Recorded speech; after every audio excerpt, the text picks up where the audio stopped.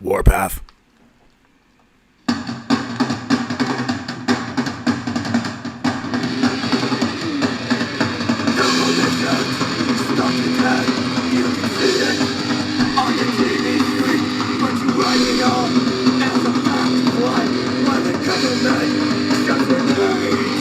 But our government, way ahead of you, see potential in one's agony, or it's a great way to stir public emotion.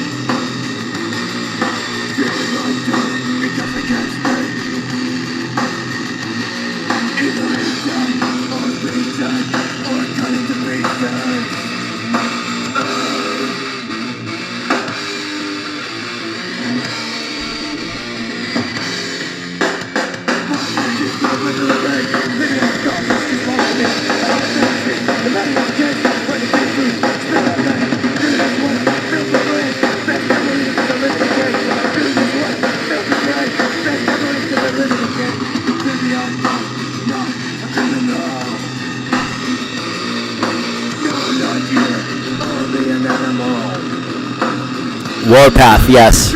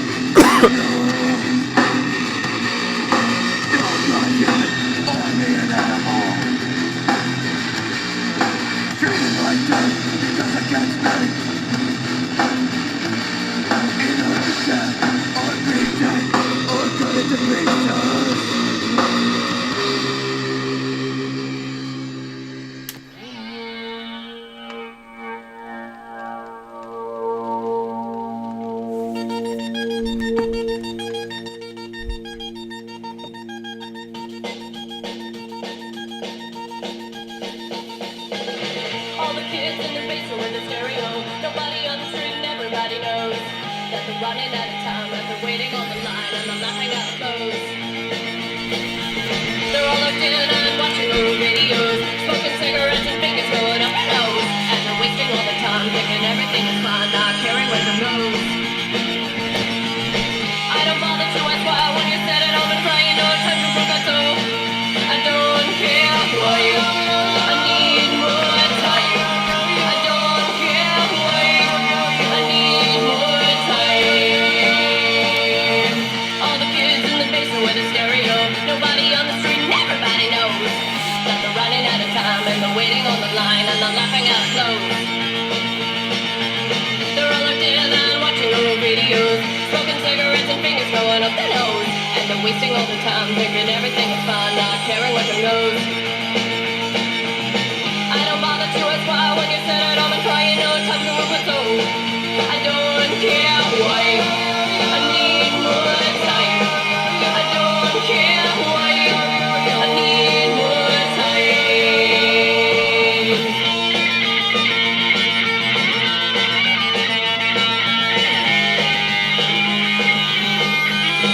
I don't care why I need more time. I don't care why I need more time. I don't care why I need more time. I don't care why I need more time.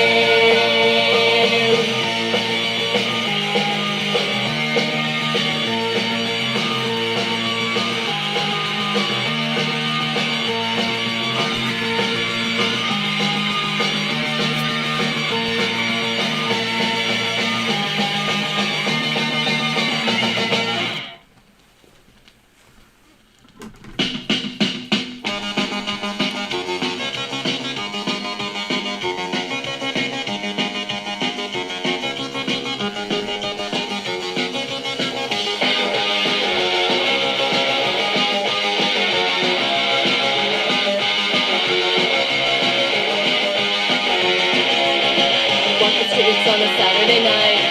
Stars are dim, but the neon is bright. Lights are warm and the pavement is cold. Love is bought and bodies are sold. Doesn't mean a thing to me. I'm just one of so many. I don't feel a thing at all. I'm not waiting for your call. I'm not in love, and I don't want to. I'm doing nothing, 'cause nothing is true.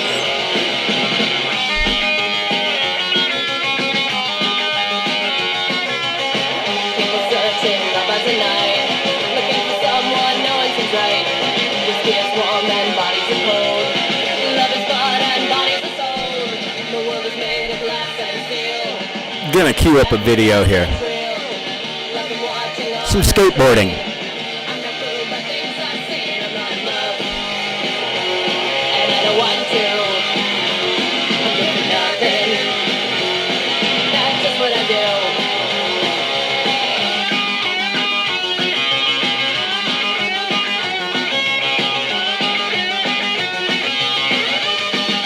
Hey, hey, hey, I'm not in love.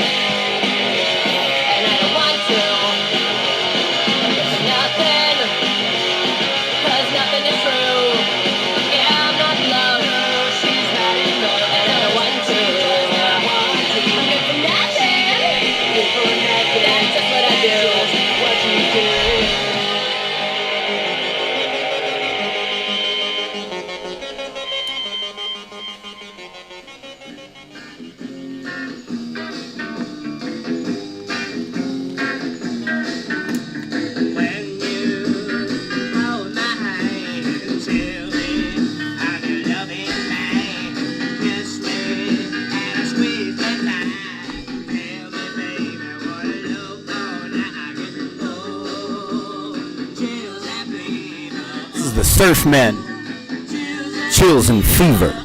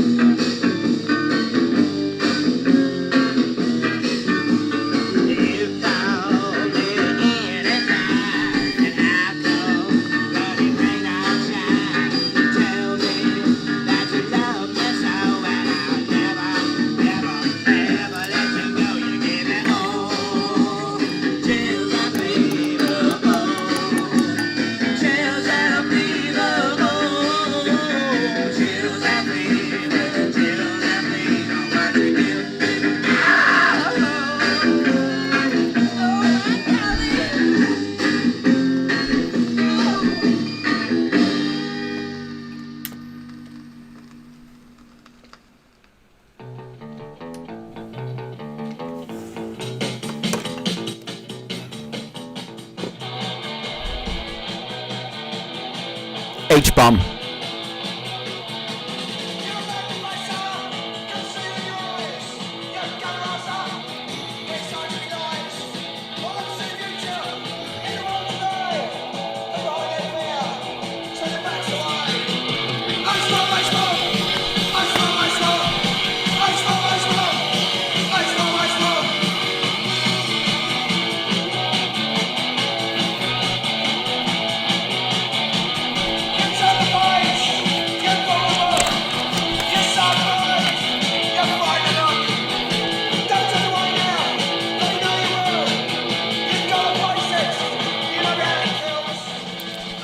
Big Blue Muffinable, welcome back. This is The Business that we're listening to right now. The track is called H-Bomb. Prior to that, we were listening to Chills and Fever by the Surfmen.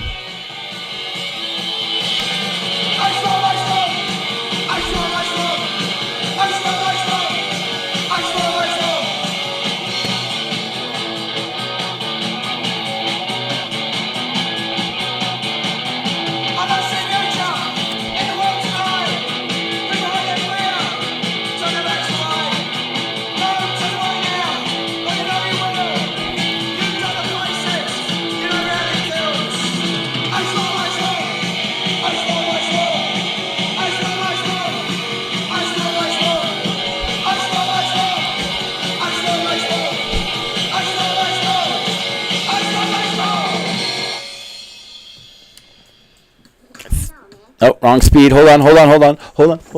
Starting this over.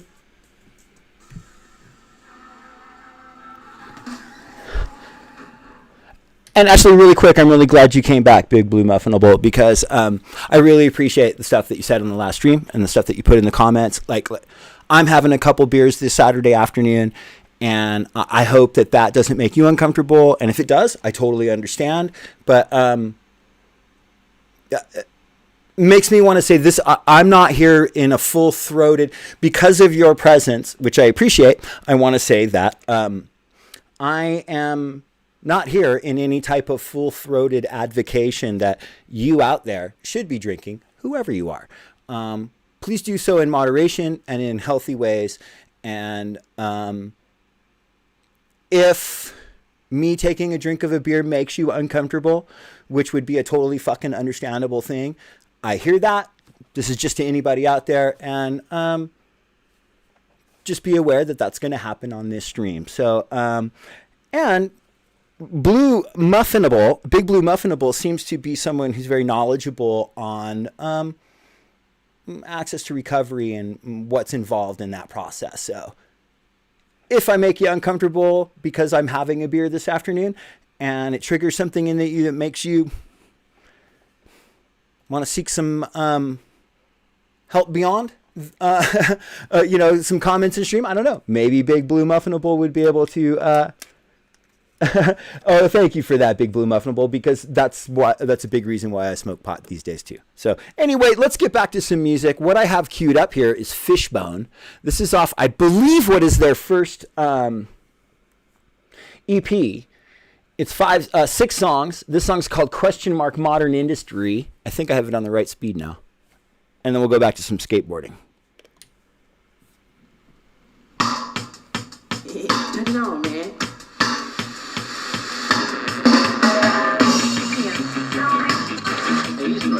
Área 213, Super 365. Here's right where we were.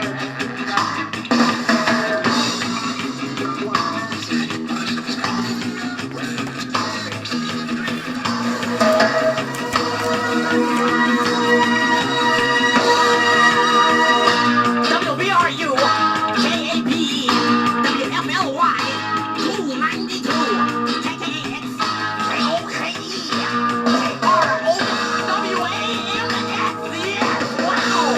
JJZ, the Buzzer, KTD, MDCN, KUSF, Chick 94, KFIC, and we have some more here. These are the voices of modern industry. They speak the words that bring you together. These are the sound gears grinding. These are the loud levers. These are the sounds behind the machine. These are the voices of modern industry. These are the voices. These are the voices. These are the voices. K-Rock, K-Fat, K-Ball, K-Zap, K-Soul, K-Shat, Chesterfield, W-Hot, M-Hot, Just want to show you. Clear vinyl.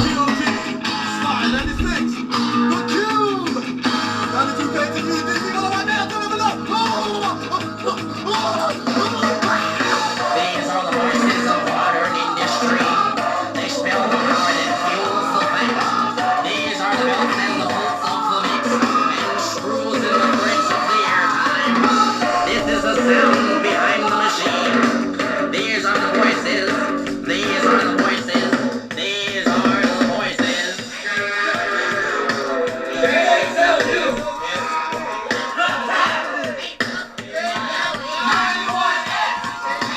This is a temporary emergency broadcast. This is a whole game of test.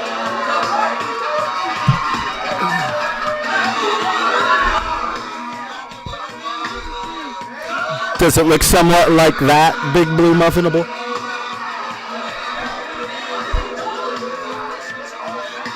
I'm taking it for granted now that you're a friend of our most beloved comrade, Hunter Red Black. Is this true? Brings us together. These are the buttons that start the emotion. Continue the motion. The motion. The motion. This is the music behind the machine. These are the voices of modern industry. These are the voices. These are the voices. Shirman Manidite! Hindi. Listen to Hun! Tosikis man! Himanchinga! Dude! Stoken! Come on. W-A-S! W-O-W-W! W-A-S! W-D-U-Z!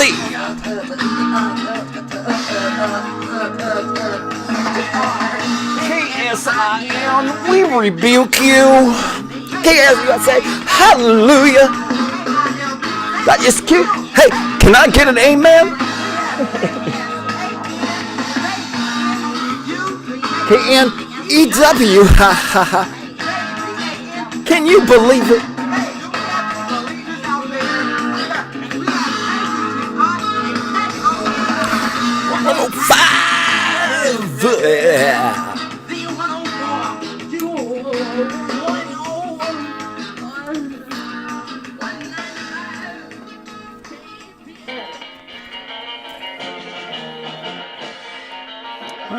You can't really see that, can you?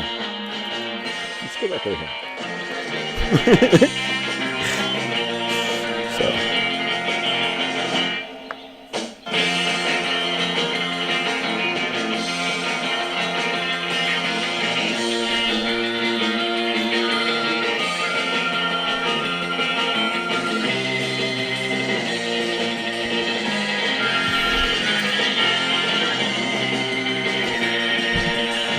This goes out to everyone who's high on hashish.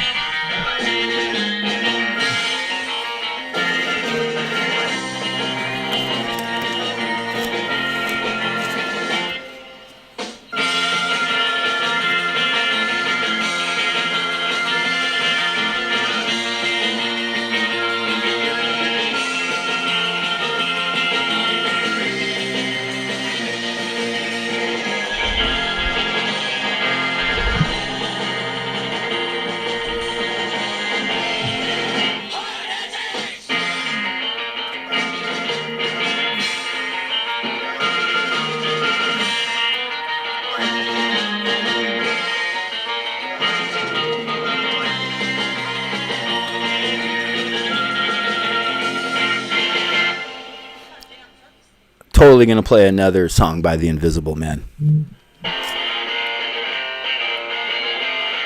This next track is called Psycho.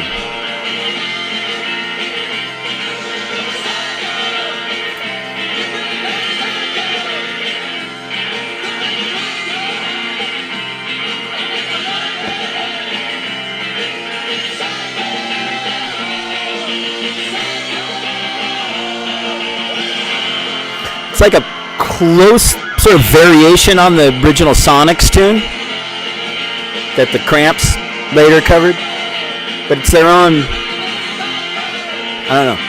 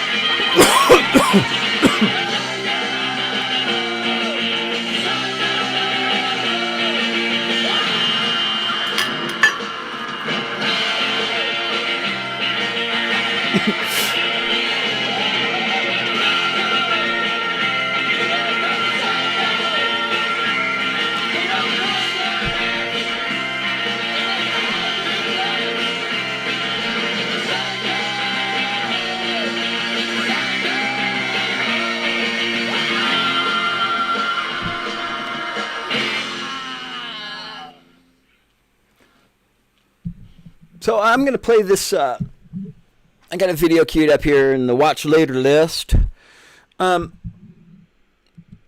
It's just a sort of a random kind of YouTube channel that I stumbled across. Like it's called Daily Dose of the Internet. Or sorry, Daily Dose of Internet. And it's got an ad. I'm going to let the ad play because it's got video. We'll play after ad. Here we go. Rock, paper, scissors is actually wrong. Paper. And so it's just an aggregate of weird stuff that this creator comes across on the interwebs and puts into, 3 to 5 minute videos. And so I haven't watched this. I have no idea what's in this. But, here we go. Hand defeat scissors. All it needs to do is spin really, really fast. Sorry, you weren't looking at it, so let me back it up. There we go. Hello everyone, this is your Daily Dose of Internet. Rock, paper, scissors is actually wrong. Paper can defeat scissors. All it needs to do is spin really, really fast.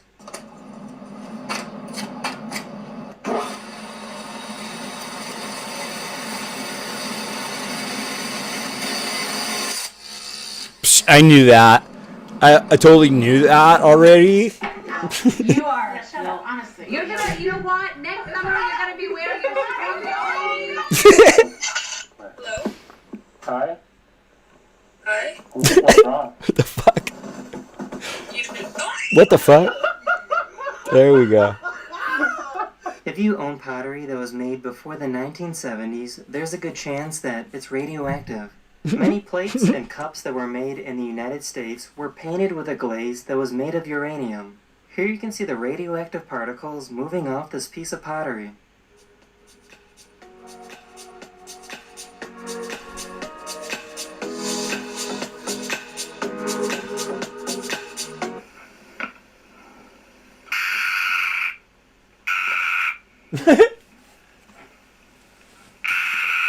What the fuck? Some cars have built-in air jack systems to make it really easy to change the tires.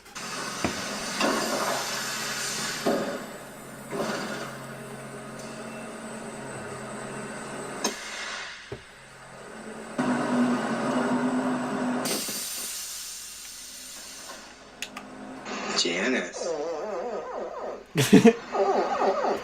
Janice. Aww. Say hi.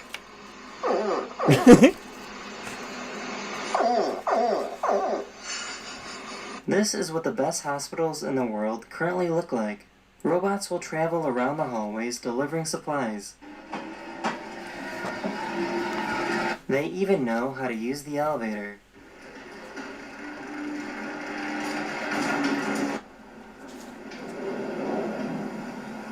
When a nurse clocks into work, this is how they get their clothes.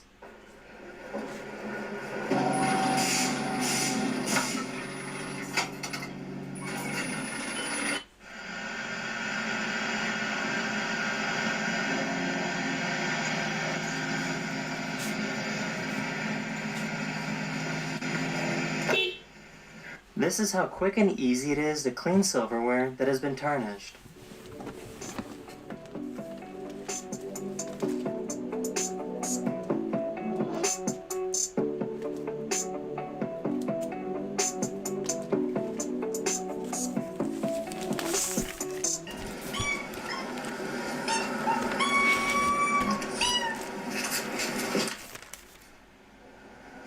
This is a blind hunters use to hide from animals, and this is what they look like from the inside.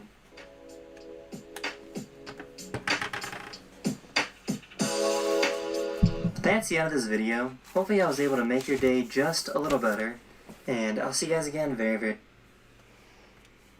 Hold on, there's something else queued up after it. We want to make sure. After Memorial Day, the president ramped up his war with Twitter. Oh, okay, yeah, we'll watch this. Okay, so what this is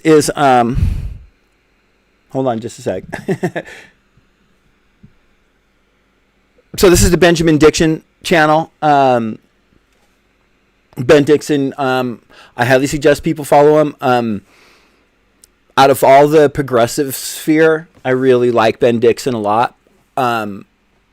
Specifically the morning show he does with Mundell and oh shit, I can't remember the other dude's name, but it's three of them. It's a morning show. It's called Clickbaity Political Thirst Trap.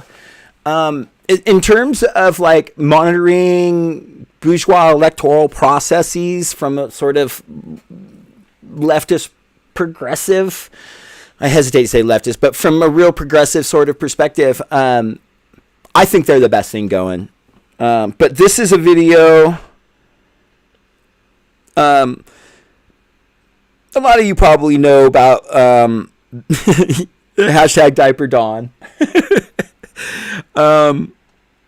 But this is Ben Dixon's coverage of So Sensitive. Hashtag Diaper Dawn goes viral and Trump calls for termination of Section 230. The day after Memorial Day, the president ramped up his war with Twitter After he tweeted 51,000 times, Twitter began fact-checking and hiding some of his tweets. The president began railing on Twitter, quote, revoke 230. He's referring to Section 230 of the 1996 law known as the Communications Decency Act. So, what is it? Hey everyone, this is Brian Lewis once again with the Benjamin Dixon Show, bringing you that daily news content from America and around the world. So yesterday, Donald Trump gave a pretty disastrous press conference where he lashed out at a reporter on site and continued to allude to wanting to do an actual coup in this country. So people took to Twitter, as they always do, and they got something trending, hashtag Diaper Don, and some other trends as well, hashtag Trump Tantrum and hashtag Tiny Desk, because if you see the memes that have been created online, they show Trump sitting at this really small desk that wasn't meant to do what he was trying to do at the moment, and they have him in a school, they have him with all of these little baby toys around him, because Trump is, he goes on these temper tantrums, right? But it's not even so much the trend itself that's the important thing here. The bigger issue was Trump's reaction to this. So Trump took to Twitter around 11 p.m. or a little after 11 p.m. And he said, quote, for purposes of national security, Section 230 must be immediately terminated. So this isn't the first time he's called for the repeal of Section 230. He also did the same thing back in May of this year when Twitter first started fact-checking him, because he doesn't like to be fact-checked. So if you're unaware of this, or if this is the first time you're seeing this, Section 230 is in reference to the 1996 law of the Communications Decency Act, which is believed to be the foundation of the modern internet. Professor, I want to put on the screen the 26 words. Here they are. No provider or user of an interactive computer service shall be treated as the publisher or speaker of any information provided by another information content provider. In lay terms, what does that mean? So what those words mean is basically that any online platform, whether it's social media, a website, Wikipedia, Yelp, they are responsible for any content that they create. But unless one of a few limited exceptions applies, they are not responsible for any posts, any video, any images that their users post on the site. There definitely is the possibility that not just for controversial posters, but for all posters, without Section 230, there could actually be fewer avenues to be able to express your views online without first being going through some sort of vetting process. Because what it does, it shields online platforms from being sued or held liable due to the statements made by their users, right? So Twitter can't be sued because of comments that individuals are making on their site. They can only be held accountable for not just social media sites, but any online platform can only be held accountable for what they officially put out. Right now, of course, Twitter and other social media sites can delete accounts. They do that all of the time, but they can't be sued for anything in terms of content, online content. So repealing Section 230 is really Donald Trump's way of saying that he wants to suppress independent voices online because he doesn't like these hashtags. He doesn't like the Diaper Don hashtag. He doesn't like when people call him a baby and bruise his ego, right? That massive ego that he has. So it could either lead to a massive suppression of independent voices online, or on the flip side, it could just lead to this Wild West scenario where there's no moderation at all. And so people like Donald Trump, actually, if you think about it, if Section 230 is repealed, Donald Trump would be first in line to get kicked off of social media because he does nothing but make false statements. So if you have online platforms like Twitter that have to now in the future deal with the things that are being said on their site, of course they're not going to want people like Donald Trump on their site that where they could be held accountable for something that Trump says. You see what I'm saying? So even him suggesting this makes no sense because he would be the first in line to get booted. But I just wanted to bring this up and show you guys this because it's important to understand that conservatives like to talk about free speech, right? But whenever they are challenged or whenever people are using speech in ways that they don't like, all of a sudden that free speech stuff goes out of the window. If you're kneeling, if you are talking about state violence, anything that they don't like, that they get offended by, all of a sudden that free speech absolutism talk goes completely out of the window. So I wanted to bring this up purely just to show how hypocritical they are, but to also let you know that a lot of these freedoms and these liberties that we have on these platforms are not set in stone. And if we become too much of a threat to the people in power, they will either repeal laws or pass new laws to silence us. Okay, so that actually wasn't Ben Dixon himself, but hold on one sec. He's got producers and a team and whatnot now. But, I mean, the bottom line is it's what protects fucking social media platforms from having to deal with, instead of just putting a thing like, we find this bullshit that this dude tweeted to be bullshit, they just wouldn't let him tweet anything because then they'd be held liable. I mean, it's just astounding how little people really understand how basic things work. Whether you support how, like, the foundations of America Cacao, which I don't, like, I feel like I actually get how it works though. But I had that's right. I wanted to, for one, I wanted to say welcome to, I hope I say this right, Anwa Ire, Anoi Ire. Anwa is how I would think it's pronounced. Just appreciate you coming here and speaking up for trans community. Welcome. And I like the exchange between y'all there, and I'm just going to kind of leave y'all to it because it's awesome. And you guys are doing a fine job of it yourselves. And I think what I'm going to do now is play a record. This, what do I have on this side? I'm confused here. Okay, that's the jam. Oh, shit. Okay. So, this is one of my favorite bands. They're called The Faces. Yeah, it's the band that Rod Stewart was in before anyone knew. Anyway, this is The Faces. This song is called You Can Make Me Dance, Sing, or Anything.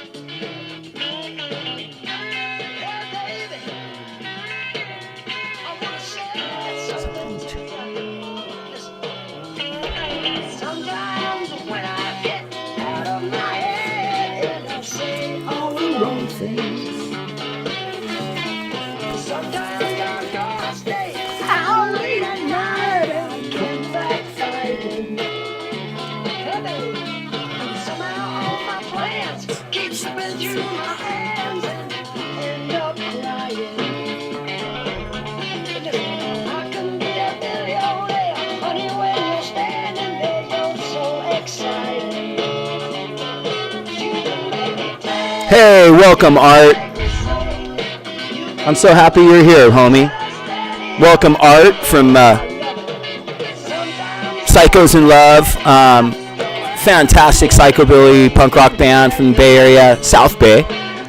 And from the band Fucks. And you have a new band, too, Art. Fuck. I know I really like the name, but I can't remember what it is.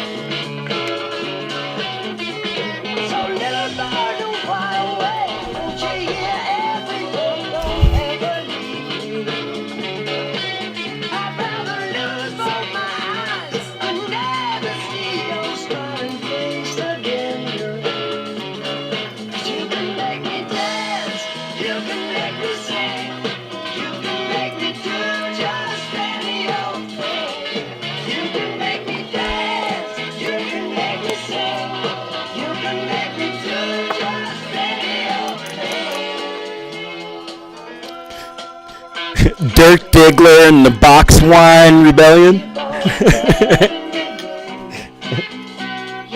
Keep on loving me, baby.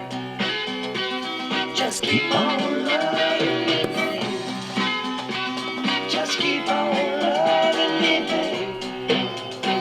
Just keep on loving me. Ooh, baby. Keep on loving me, darling. Just keep on loving me, darling. Just keep on loving me, darling. Just keep on loving me, darling, darling, darling, darling.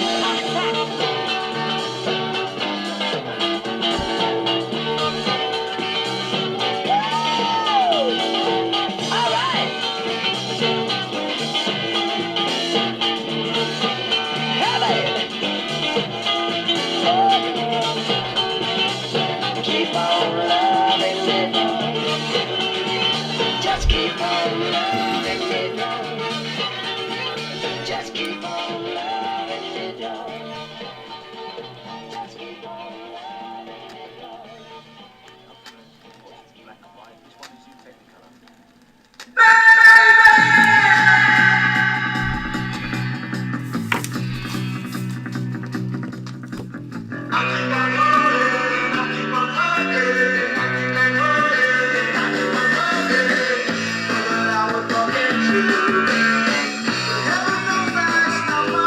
Promo copy.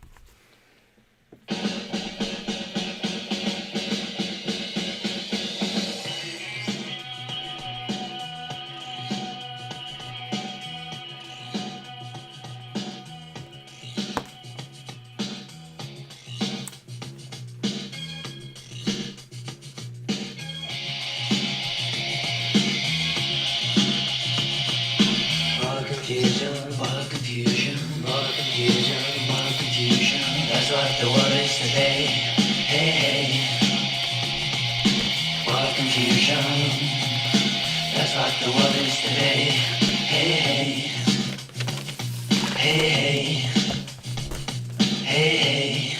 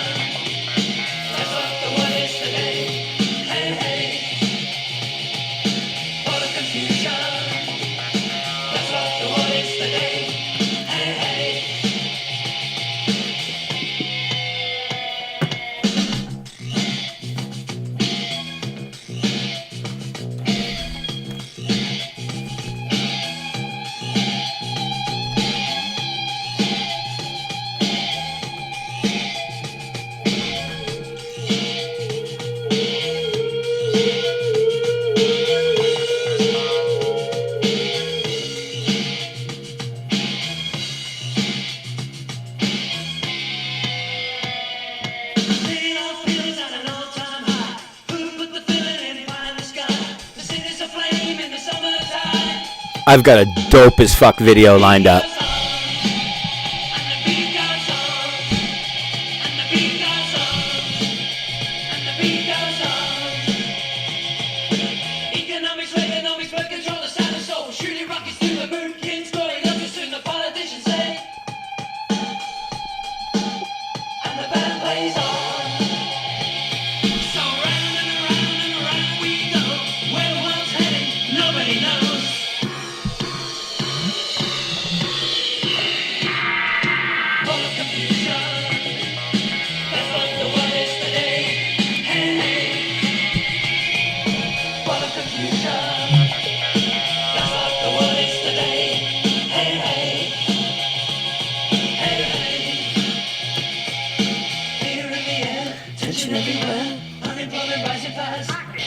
Records of gas.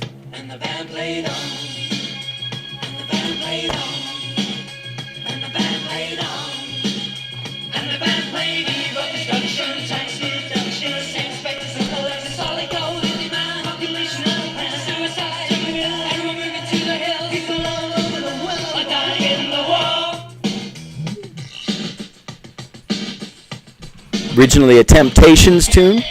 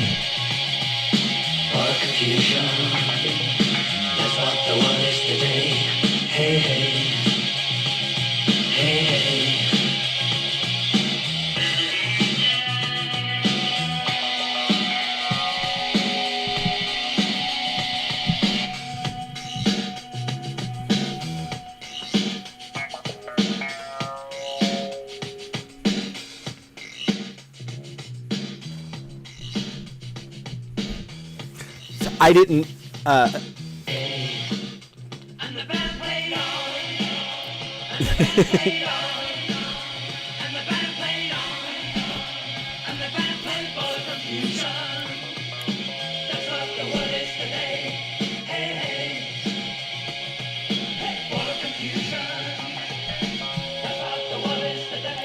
So it's the first version I heard.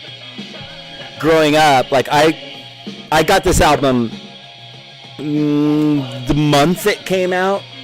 I can't say the day it came out. But Ball of Confusion was instantly my favorite song on this record. Without question. And I had no idea, like, it's stupid because I didn't learn till later that you can look on records. Well, it may not be on the jacket. It's usually on the center label who actually wrote the fucking song.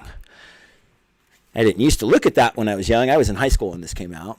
But yeah, that was my favorite song. No idea that was a Temptations tune. And I got to tell you, man, the Temptations, when it comes to Motown, man, they're high on my list. I love the Temptations. And their version is better. I mean, I love Bauhaus and I love Love and Rockets, but holy shit, when you get a feel for their version and where they're coming from, it's like that, for God's sakes, give more power to the people. It has that feel, or like what's going on, or yeah, check out that version, MR Ed. It's so fucking good. But for real, like for years and years, I had to, like, because heard it in high school, so I would have been, in my teens. I would say I was probably in my late 20s, early 30s before I knew that was a Temptations tune and heard the Temptations version. But I have a video queued up here by Voivod. And this one fucking goes out to Art. I think Art's going to appreciate this here. Voivod. It kind of sucks because it's... Add the new Google widget right to your home and start your search faster. the graphics and whatnot and everything to do with this video is so fucking cool, and it's just not gonna properly show through on this stream. But they've done a series of these, so it's you can find them at Nuclear Blast. Go to Nuclear Blast on YouTube. Nuclear Blast Records. I'm not sure if they're just Nuclear Blast or Nuclear Blast Records on YouTube, but I think this is like the third one I've seen now that Voivod has done where they take live footage. The audio is live, yo. And check out how fucking good it is. And then there's all this badass fucking like animation and graphics work that's done on top of it. And this is just so fucking dope. So I'm going to get it queued up over here, get it paused and whatnot. And it takes a second, you know what I mean? Because I had all that. That's the young ones you've been watching. I had that going, and I got to switch it over and whatever. Here it goes. I think we're getting it.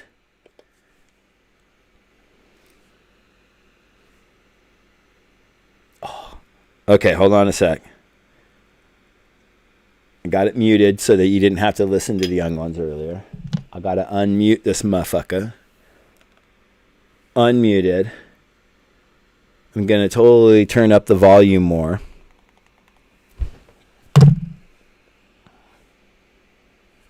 So this is Voivod, Overreaction, Lost Machine Live, official video.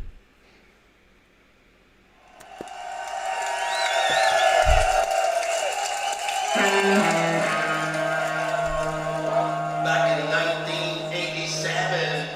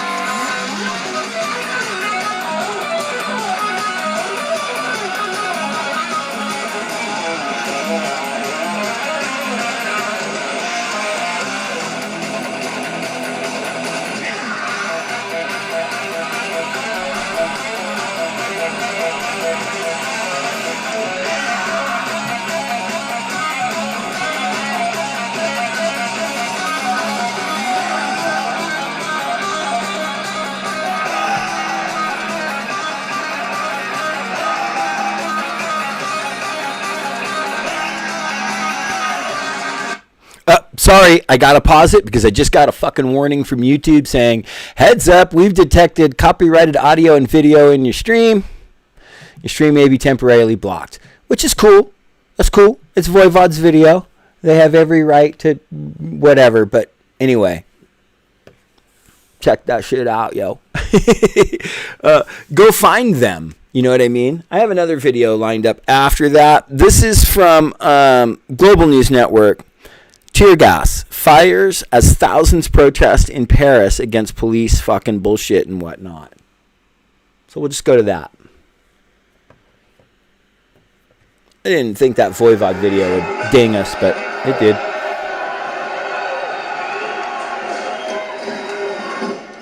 Did I move this? Whoops. I guess I did that by mistake. Hold on.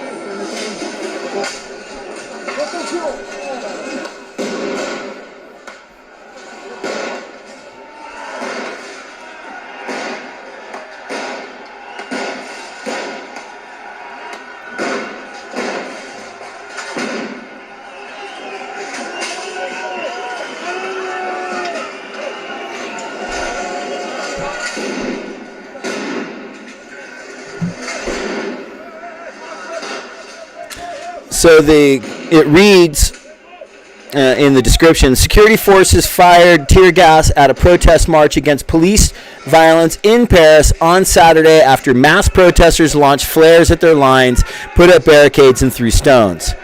I doubt it went in that order.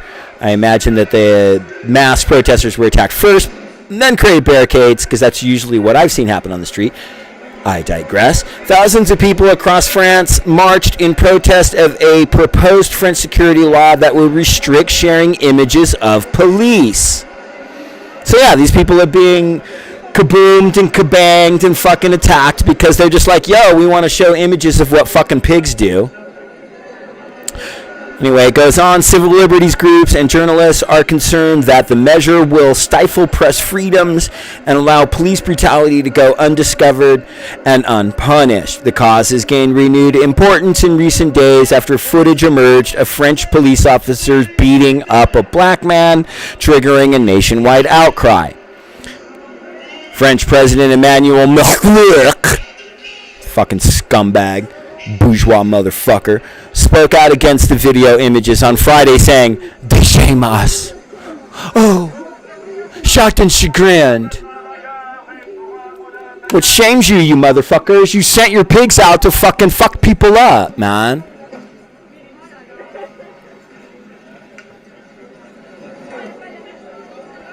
You know, I describe fascism as the strong-arm defense mechanism of capitalist imperialist status quo in crisis.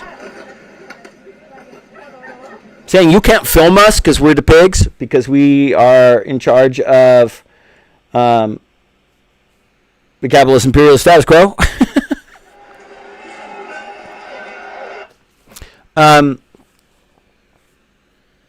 Whoa, where'd it go? There it goes. Do that, and I'll just let it play. I mean, give me a break. We can't hold the mechanisms of power accountable. That's what they're fucking telling us here, or in Paris. And I don't know for sure, but my best guess is that there was no type of volatile or physical exchange between the protesters against this law and the police until the police did violence to them. The reason I make that assertion so boldly, even though I don't know if that's actually what happened, is because of how many times I've seen it play out like that. I mean, in the 60s, they went out and they're like, hey, I'm a man. And then they opened fire hoses on them, dogs, and shot them, and then they rioted. All through the George Floyd stuff. You know, that the cop shop that burned down in Minneapolis? A Boogaloo boy's been charged with that shit.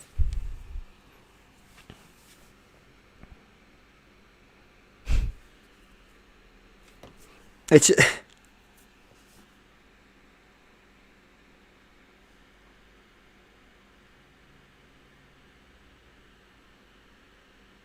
You got to have a proper filter, right? You got to know how to understand.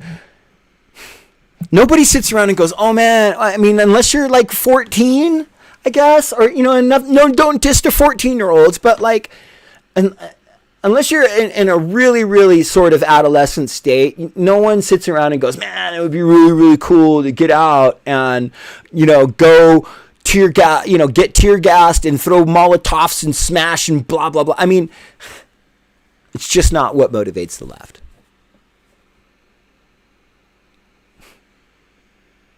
The right are motivated by what they're told to be motivated by from the media. And I think that, what did I have hooked? I had something. Oh, it's a little change of pace for musically, but this is Sparks. Cool Things. I'm sorry, Cool Places. Is that the wrong speed?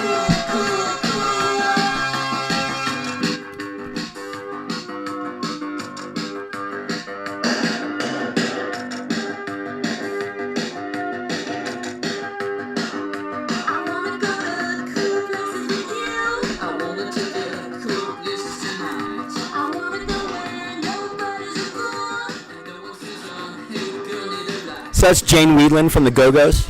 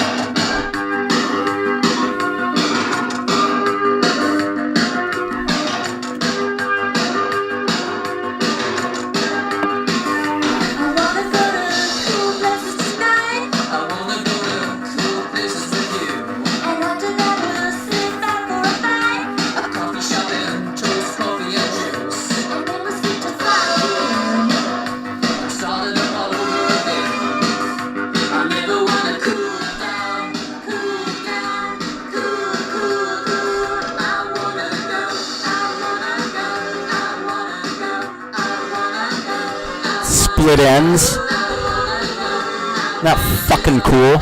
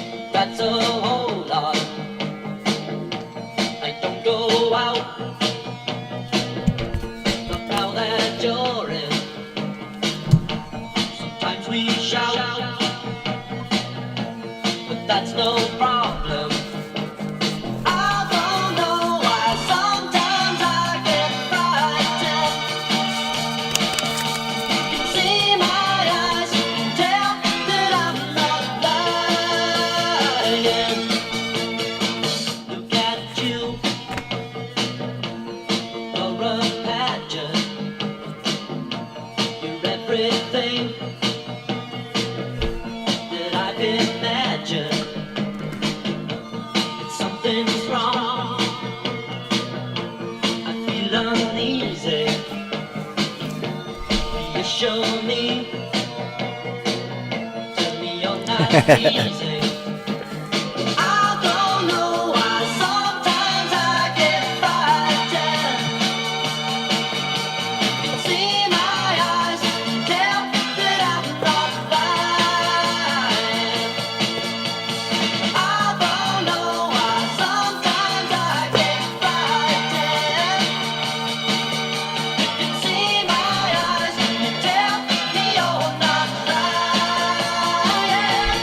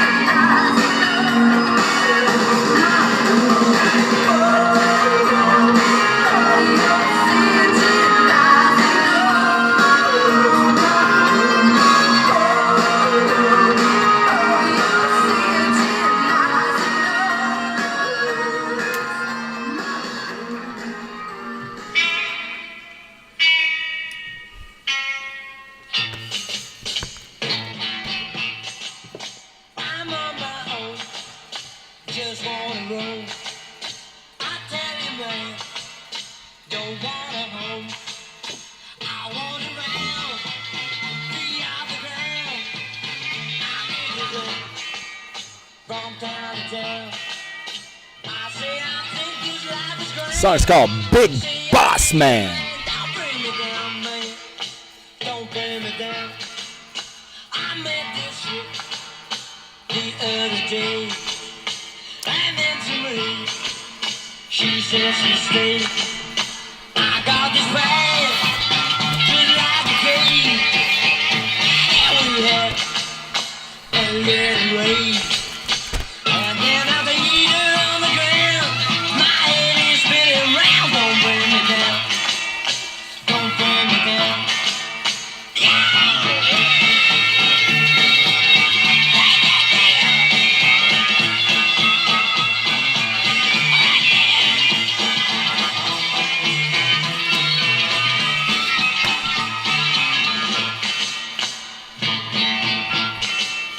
I need a lover, yeah, someone new. And then to him, I will return. I had a buzz and felt a thing. I even buy A wedding ring. but until then, I says I am. I say I dig it, man. Don't bring me down. Don't bring me down. But until then, I says I am. Say I dig it, man. Don't bring me down. Don't bring me down. Don't bring me down.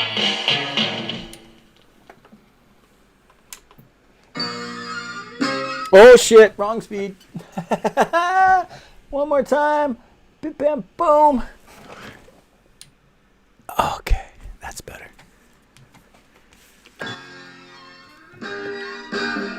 Brenda, Brenda is the sweetest name I know.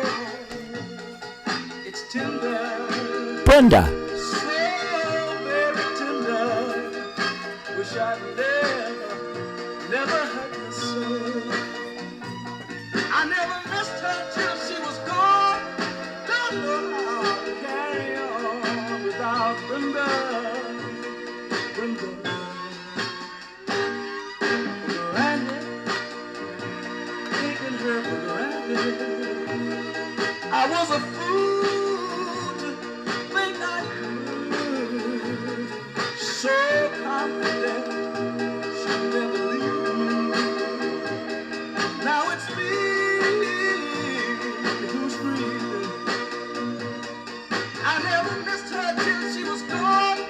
Don't know how to carry on without Brenda.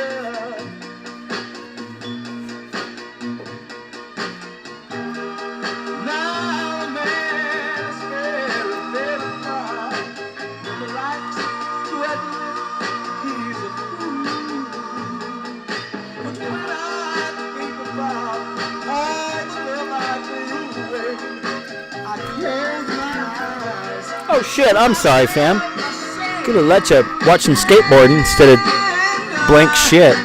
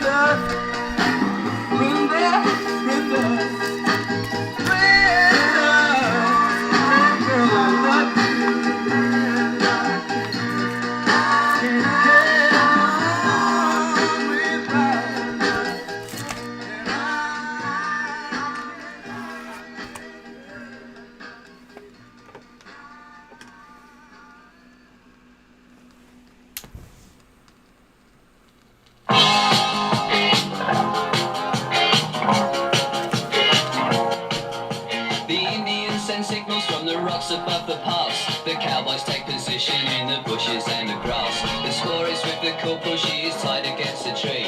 She doesn't mind the language, it's the beating she don't need. She lets loose all the horses when the corporal is asleep. And he wakes to find the fire's dead and arrows in his axe. And Davy Crockett rides around and says it's called for cats, it's called for cats. The Sweeney's doing 90 cause they've got nowhere to go. They get a gang of villains in a shed up at Heathrow. They're counting out the fivers when the handcuffs lock again.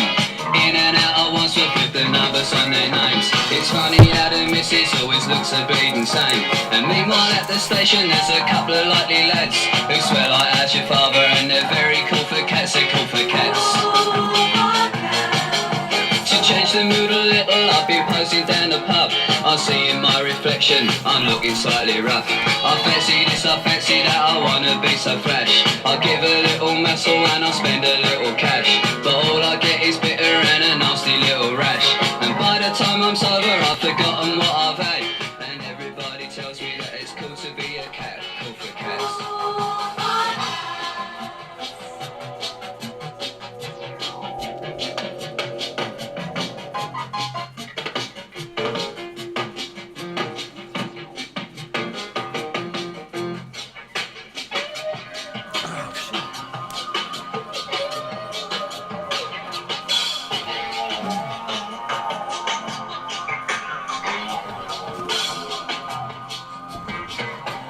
Shape up at the disco when I think I've got a pull. I ask her lots of questions as she hangs onto the wall.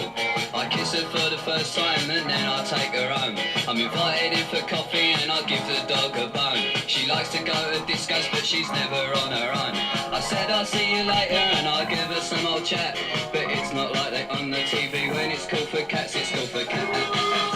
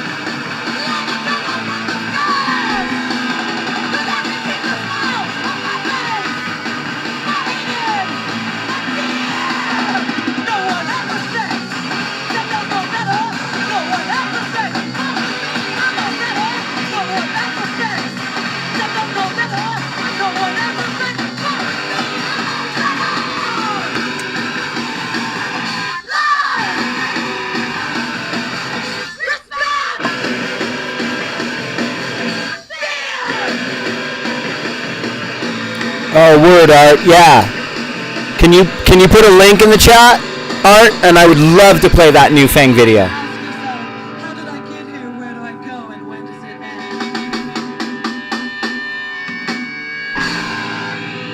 end? Anyway, that was Spit Boy, and I want to play this. This is Moscow Death Brigade, and just in case you didn't hear me, Art, I really want to play that new Fang video.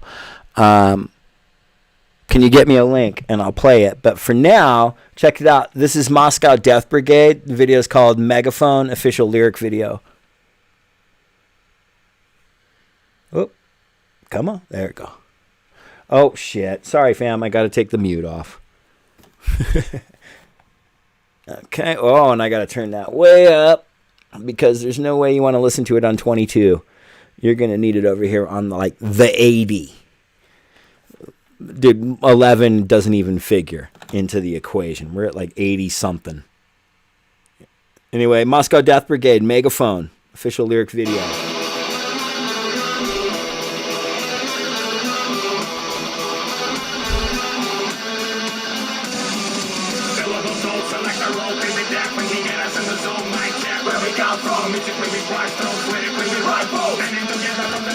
Everyone knows Oscar this brigade got a bone to pick. One of us hold on tight for so long to live. Xenophobia enables another biggest whip. Everyone considering a race up on the left. To all the haters sending death raps come in sections. I treat it all as a sign of pure affection. Coming to my sect as a writer would shout. Cause the right that they compose puts the rage virus in the crowd. Well, right now, we're right here. Jump out to sit and slam to the double black beat. Well, right now, we're right here. Be an absolute running the front of the bed and running down. All like a domino.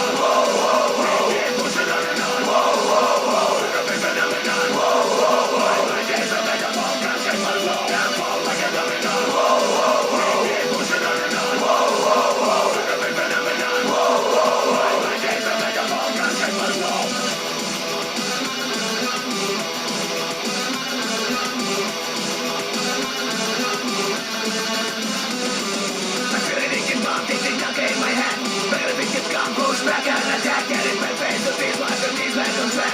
Ain't the lady, red, look at the wall, throw a crap. Your face a dead man, president, don't leave the lost. Nothing please the lost, and they're in the back, trying to manipulate the gates, like please play the lost. They have to live well, and that's how they get lost. Despicable reality, feeding the weak humanity, the parasite, looking inside in your mind cavities. Okay, you death of the problem and no modality. Segment of your mind, tremendous, they will never set you free. Well, right now, we're right here. Jump out to sit and slam to the double black beat. Well, right now, we're right here. Be an absolute running the front of the bed and running down. All like a domino. Whoa, whoa, whoa. Keep pushing on and on. Whoa, whoa, whoa. Like a big phenomenon. Whoa, whoa, whoa. My days are like a bomb, crashing my flow. Down, fall like a domino. Whoa, whoa, whoa. Keep pushing on and on. Whoa, whoa, whoa. Like a big phenomenon. Whoa, whoa, whoa. My days are like a bomb, crashing my flow.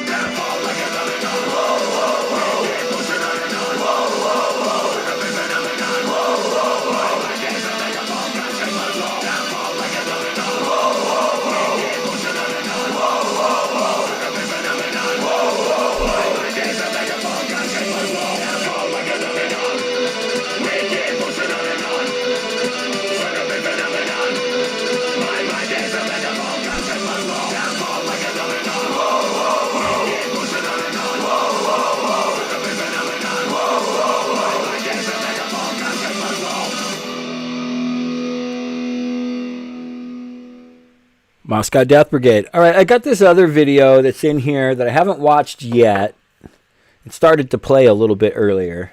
We're launching a new Hold on a second. series about Canadians from coast. So it's from CBC News, which is Canadian broadcast. It's Canadian channel. CBC Radio Canada is a Canadian public broadcast service. This is an 11-minute video. I haven't watched it yet. It's called Face Racism. Workers expose racial discrimination in the oil lands marketplace.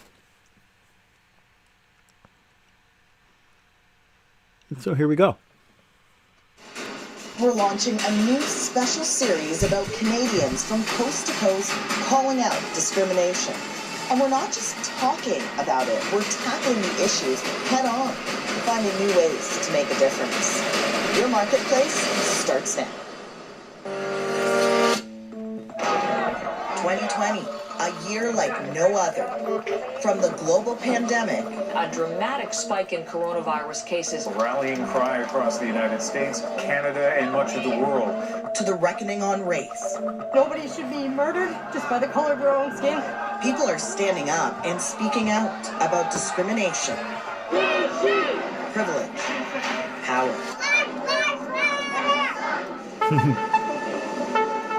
In this special Marketplace series, we're going to face racism on the job, shining a light on different industries, finding Canadians who are pushing for change. Meet Shane McQueen and Gary Similian. Man, what's going on? They work in Fort McMurray, Alberta, the oil sands capital. Did you guys feel like you were treated differently? Oh, in my case, big time. So definitely you feel like you're being targeted. They'll try to push a button. Basically, they want you to quit. You know? They'll do anything in their power to want you to quit in a sleek way. You know? Singled out, they say, because of the color of their skin. This is a career that I'm trying to move forward in, and you know, something that I want to do for my life. And to not be afforded the same opportunities as everybody else is hard. Shane's been working in the oil sands for 14 years and doesn't see a lot of black men on site. In fact, visible minorities only represent 13% of oil and gas workers, compared to 21% across all industries. He says he's a moving target for mistreatment and early on in his career, racist jokes. So there's a group of white people and me, and this one guy's making a bunch of black jokes and putting me in them. I remember one was like something, Shane jumping on the bed, and then, you know, my hair getting stuck in the stucco ceiling. But Shane doesn't report it. He doesn't want to jeopardize his new job at North American Construction Group. North American says it can't respond because the issue went unreported and happened years ago. At that time, I was like the only person of color out there at all, like, you know? So I felt so small and like I couldn't really do anything. Gary can relate. He recalls a recent experience with a former co-worker at the company Badger Daylighting. So many times he said to me, man, Gary, I can basically slap the black out of you. Like in front of people, you know what I mean? In front of people, in front of other guys around, you know, but just on a jokingly way. But this is not something that you say in a jokingly way. That's not something that you say to another human being, period. Totally. Badger says their code of conduct prohibits them from commenting on what happened, and Gary didn't report the issue. He says he code of conduct about discrimination in a previous job at KMC Mining, where a supervisor kept picking on him. I said, man, you big time racist, and this is not fair. And at this time, I'm not gonna take it anymore. What happened when you filed the report? Nothing. You know, you were thinking with all the proof, with all the documentation, with all the witness, you know, when you bring it to HR and when you bring it to the union, you think that they will do something about it, you know? KMC Mining says a third party depends on the union. His complaint and determined it was unfounded. Gary agreed to a layoff. They'd rather hire like a third party for someone else to try to dispute it. So they're always gonna find a way because they're always gonna protect the supervisors instead of you in the first place. Shane and Gary are not alone. Have you ever faced racism on the job? Definitely, yes. The first one was university when I was a waitress at an Italian restaurant. The manager was like, wow, you speak really well and articulate, you know? He's like, you must have not grown up here. Where did you grow up? And I was like, in Canada. And he's like, well, you're very different from African Americans. They don't speak well. You know, they're lazy. Especially during COVID-19, when the outbreak first came out. Every time I was in an elevator or getting a cup of coffee, somebody would turn around, cover their face, and then look at me and cough. Well, maybe I'm not smiling at the moment. And automatically I'm being told I should smile more. I'm scaring off customers. And I don't understand why, because of my big stature or the color of my skin. I'm checked on more. than other staff. Yeah, experienced some forms of racism, mostly microaggressions. People might comment on my hair, or, you know, it's expected for me to work harder, being a black male. This professor has heard it all. Across the board, you just don't complain about things. You're supposed to suck it up. Sarah Doro has spent more than a decade researching and interviewing workers in the oil sands. Because every workplace, of course, right? There's both systemic racism and daily sort of racial discrimination and harassment. But what does it look like there, right? And so it takes multiple forms given that culture and that context. For Shane, that means the loss of a good-paying permanent position back in 2011. Got this from CNRL. I brought it because it was during a time when my mom had cancer. I had to wake up like 3 in the morning, catch her bus for like 4 super long days. So I was tired. On breaks, I'd fall asleep. They would, every time they would come and get me, go for a piss test. So you were basically singled out, you thinking? I think I was singled out because other employees told me that they would fall asleep and they would just go and wake them up and let them get back to work. And they never did that for me ever once. Fucking A, man. CNRL, or Canadian Natural Resources Limited, won't comment on Shane's experience. Of course not. But he's been on contract ever since he lost that job. Professor Doro says it's a harsh reality for many workers of color.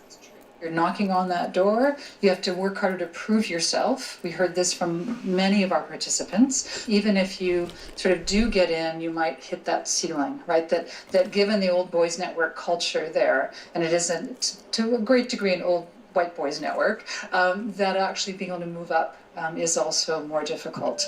We hear story after story from racialized workers. They're reluctant to hire if they don't see a Michael on the resume. The mine manager said I should change my name. For simply doing my job and not putting up with abusive behavior, I was punished, demoted. The color of my skin excluded me from OT shifts, advancement within the company. I continue sending my resume. There's been sites that I worked at. I know I did a great job. I've had supervisors tell me that I've done a great job. And it's in those situations where I wouldn't even get an interview, and then other people are bypassing me over and over and over, and it just gets tiring. A permanent position means stability and more money, but Shane's been struggling to land something better. How many rejection letters have you received through the years? Like literally, probably about 40, 50. They have a spot like when you're applying where it says check off if you are a minority. I sometimes feel like they use that to not hire you. Most of the companies we spoke to deny that racism is a part of their culture. In fact, KMC Mining lists a number of initiatives they say uphold their strong values, including an orphanage in Africa. Gary's left the industry now. My experience was totally negative. From the first company that I worked for, then the second company. But Shane wants to stay. What do you hope will happen by going public, sharing your story? At one point, they noticed that there weren't enough women on sites. So they created a program called Women Building Futures. I think it'd be nice if they created a program like Minorities Building Futures to help diversify the workplace. Which brings us to this moment. So great to see you pulling in. This is the headquarters of Women Building Futures in downtown Edmonton.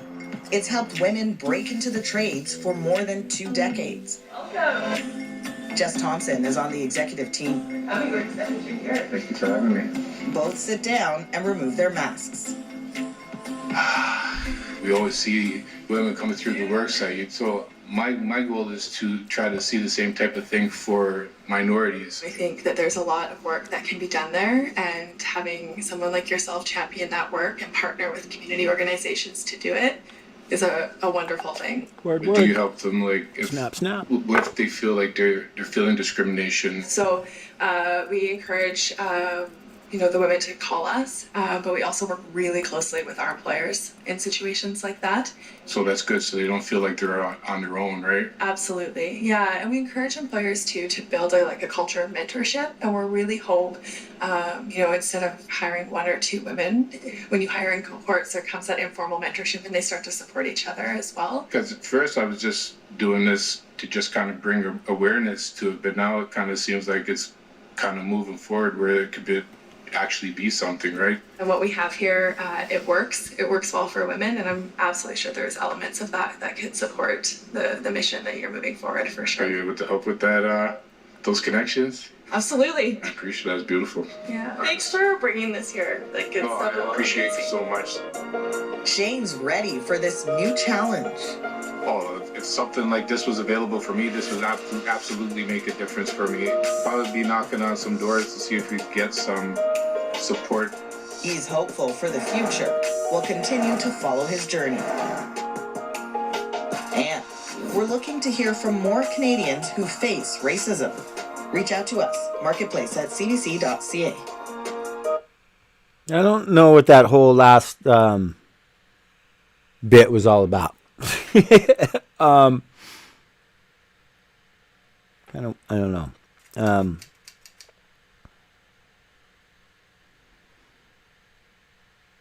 Again, it seemed like a very solidly descriptive video, but questionable on the prescriptive end, is what I'm saying. So, this is Fang. This is their brand new video. It's called Minneapolis. It's been fronted by my longtime friend and homeboy, Sammy Town. Dude, this video and the song are fucking dope as fuck. And you can find the single on Die Laughing Records if you want to actually get your hands on the vinyl, which I highly suggest you do. Just hit up Die Laughing Records. But anyway, this is Fang, Minneapolis.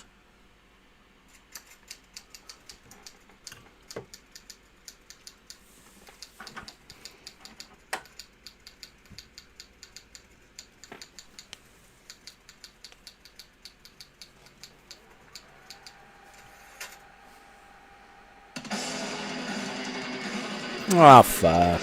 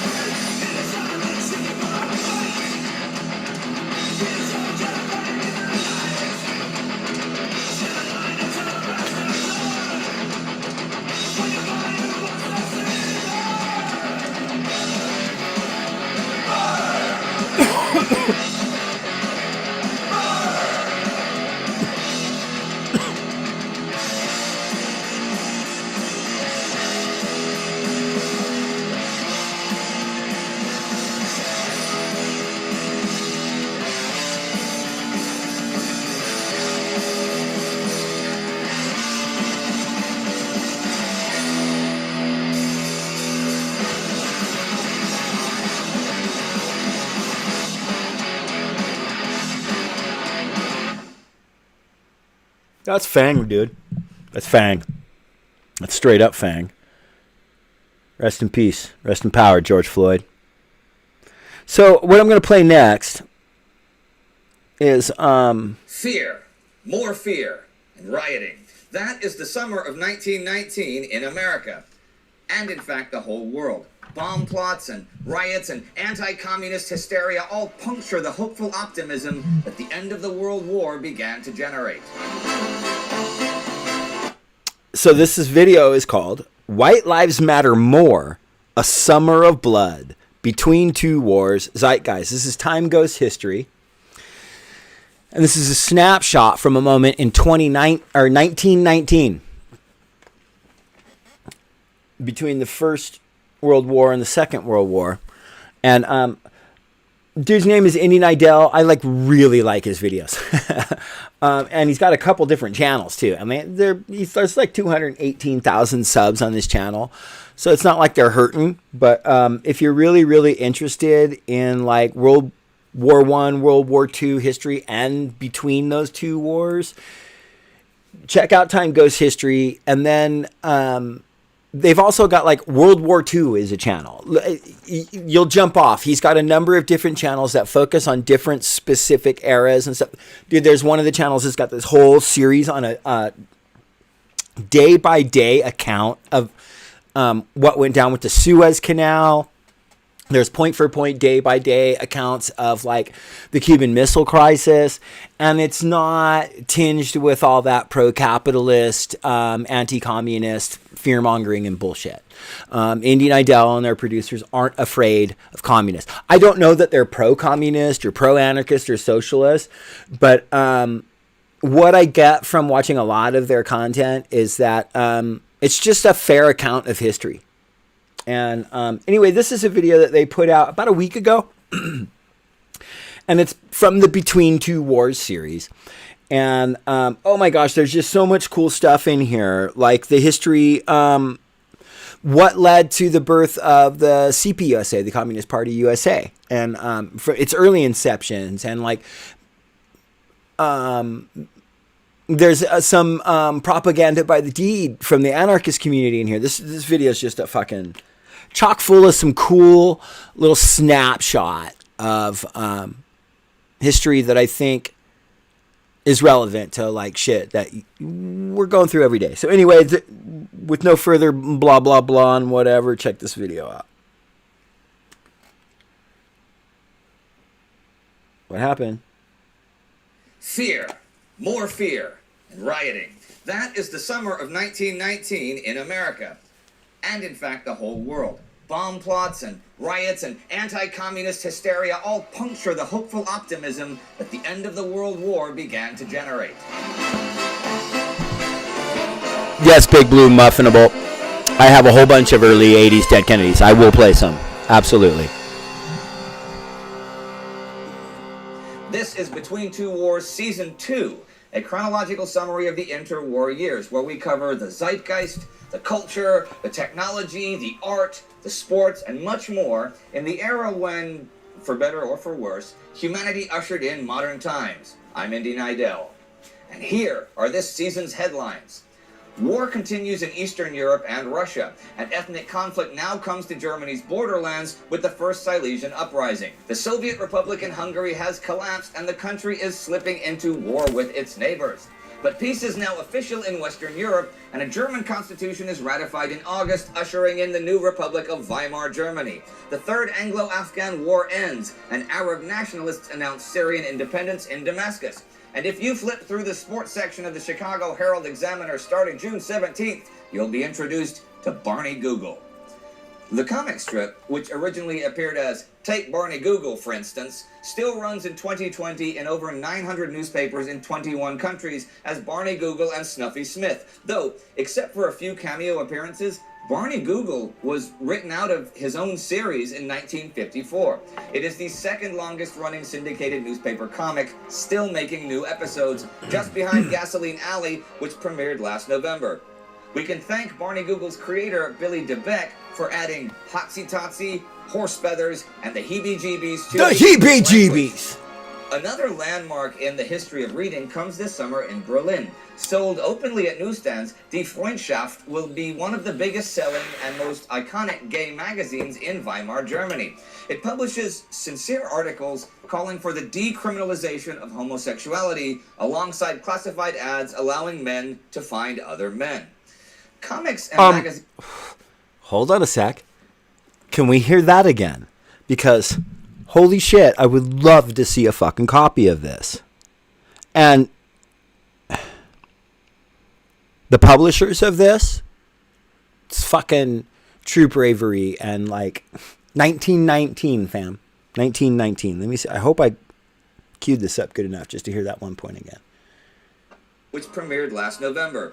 We can thank Morning Google's creator, Billy DeBeck, for adding Hotsy Totsy, I went a little far, but... and the heebie-jeebies to the English language.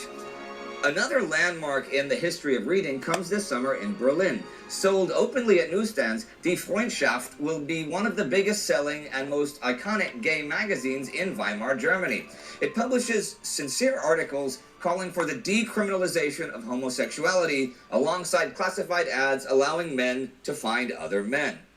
Comics and magazines do bring people and communities closer together, and so does modern technology. I've already spoken at length in Season 1 about how aviation is making the world appear smaller and smaller, but there is similar progress on the ground. For starters, a whole bunch of new railway stations are opening in Britain, America, Australia, and more. And old ones are also reopening to the public after previously being reserved for military use. America itself takes further steps towards a complete highway system. From July 7th to September 6th, a U.S. Army expedition travels from Washington, D.C. to San Francisco, California to assess the possibilities of crossing the country by road, particularly in times of war.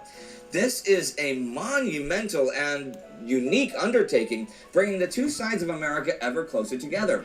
But it also highlights the poor state of the largely unpaved roads. The convoy encounters 230 breakdowns of various sorts, destroys 88 wooden bridges when crossing them, and goes at an average speed of 9.1 kilometers per hour. That is less than 6 miles per hour. The lessons of the convoy will play a big part in encouraging future development of an intercontinental highway system. And interestingly enough, a young lieutenant colonel by the name of Dwight Eisenhower comes along for the ride.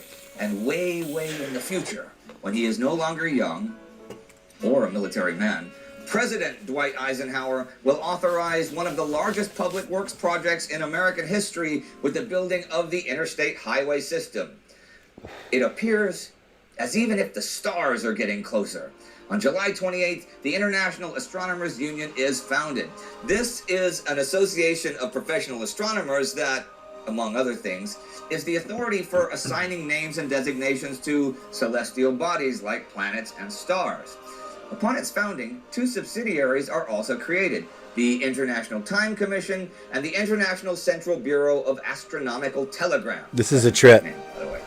But totally. This ever more navigable modern world promises a new future. A battle still rages over who will inherit it. Now, last time, I talked about the mysterious plot where several high-profile American businessmen and politicians were sent letter bombs. Well, on the evening of June 2nd, within just 1 hour of each other, 8 different cities faced bombing attacks. The targets are mainly government officials who have advocated or upheld anti-sedition laws and deportations. Still, there are some other pretty random targets. The rectory of a Catholic church in Philadelphia is blown up. None of the original targets are killed, but one innocent bystander is, and so is one of the conspirators. Now, he was attempting to bomb the home of Attorney General A. Mitchell Palmer, but accidentally set off the bomb prematurely, probably tripping on the stairs leading to the house, and blowing himself to pieces. Yeah. A body part even flies across the street and lands on the doorstep of future President Franklin D. Roosevelt and his wife, Eleanor. At most of the bomb sites, a leaflet is left titled Plain Words, which reads, "There will have to be bloodshed. We will not dodge. There will have to be murder. We will kill because it is necessary. There will have to be destruction. We will destroy to rid the world of your tyrannical institutions." Yo, That's propaganda by the deed. So I'm going to get back to this, but I do want to say really quickly, like, as much as I'm like cheering and like, I never knew that an anarchist tried to bomb some motherfucker literally across the street from FDR's house. I think that puts perspective on his understanding of what he was up against.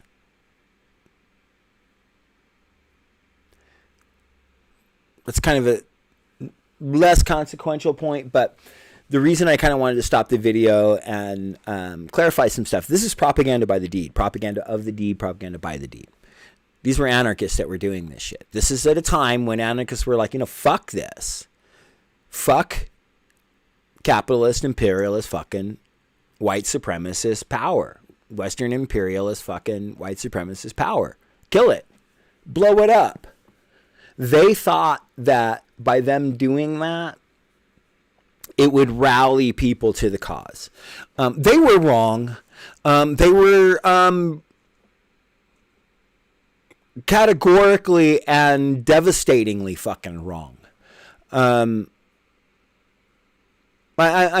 reminded of the COINTELPRO disgusting massive state oppression of the Black Panthers and leftist movements later.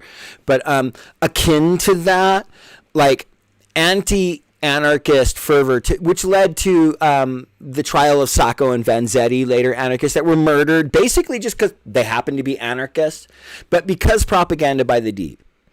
So if anyone who's out there right now, as much as I celebrate this history, the reason I celebrate it most is one, because I'm like, yeah, fuck yeah, they didn't give a fuck and they said, fuck it, let's try any tactic possible. And I respect and revere them for that. But, and it's a huge fucking but, it didn't rally people to the cause, and it brought an unforeseen level of oppression and against it in the wake of it. Like, again, they just murdered all kinds of people, and we're still, like, anarchism is still to this day seen as being sort of synonymous with chaos and whatever, and it's not. And so we know now, and if any comrade comes to you, is like, man, let's fucking blow some shit up, yo, we'll just go down to that ice fucking thing, we'll pop some shit, you can be like, yeah, that didn't work. We know now that didn't work. Love you, comrade, appreciate your zeal, and because we got to do what we got to do to get rid of this capitalism, but there's better ways to do it than blowing shit up and killing them. And I don't know that I'm like giving anyone any information they don't know today. Like, we know on the left that any type of activity like this will totally backfire and is counterproductive and will not help us achieve our goals. We just know that, despite what Fox News and Newsmax and One American News and whatever and right wingers will say about our violent nature and blah blah blah. But we can't deny, one, that in our anarchist history, we do have a history of saying fuck it and killing some people and blowing some shit up. And we have collectively understood in subsequent to that is not how it's done. So big, giant, huge, massively not how it's done. You got to organize. You got to join an anti-capitalist group. You got to get smart with your people. And anyway, I'm not going to get into what the alternative is to that, but propaganda by the deed. All right, we'll get back to it here. This pamphlet and the remains of the bomber, revealing him to be an Italian immigrant, will enable the Bureau of Investigation to eventually trace the plots to Gallianists, followers of revolutionary anarchist Luigi Galliani. Galliani, who is so radical that he believes revolutionary unions like the IWW are reformist, is one of the most vocal proponents of the propaganda of the deed. The idea that acts of terror against the ruling class will create such an impression on the masses as to create the conditions for revolution. Over the next few months and years, Many Galleanists will be arrested and or deported in raids by the U.S. government. Funnily enough, Galliani himself is deported back to Italy just a few weeks after the June bombings, but not actually for any connection with them. It's because his newspaper advocated draft dodging during the war and published bomb-making instructions. But as one left-wing threat lessens, a new one emerges. Two new communist parties are created on August 30th and September 1st after a three-way split in the Socialist Party of America.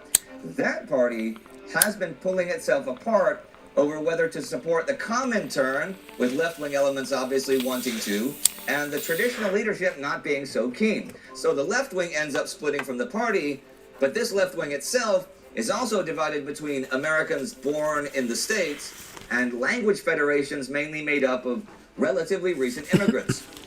So the native-borns formed the Communist Labor Party of America on August 30th, and the language federations formed the American Communist Party 2 days later, September 1st. They will, though, merge in May 1921.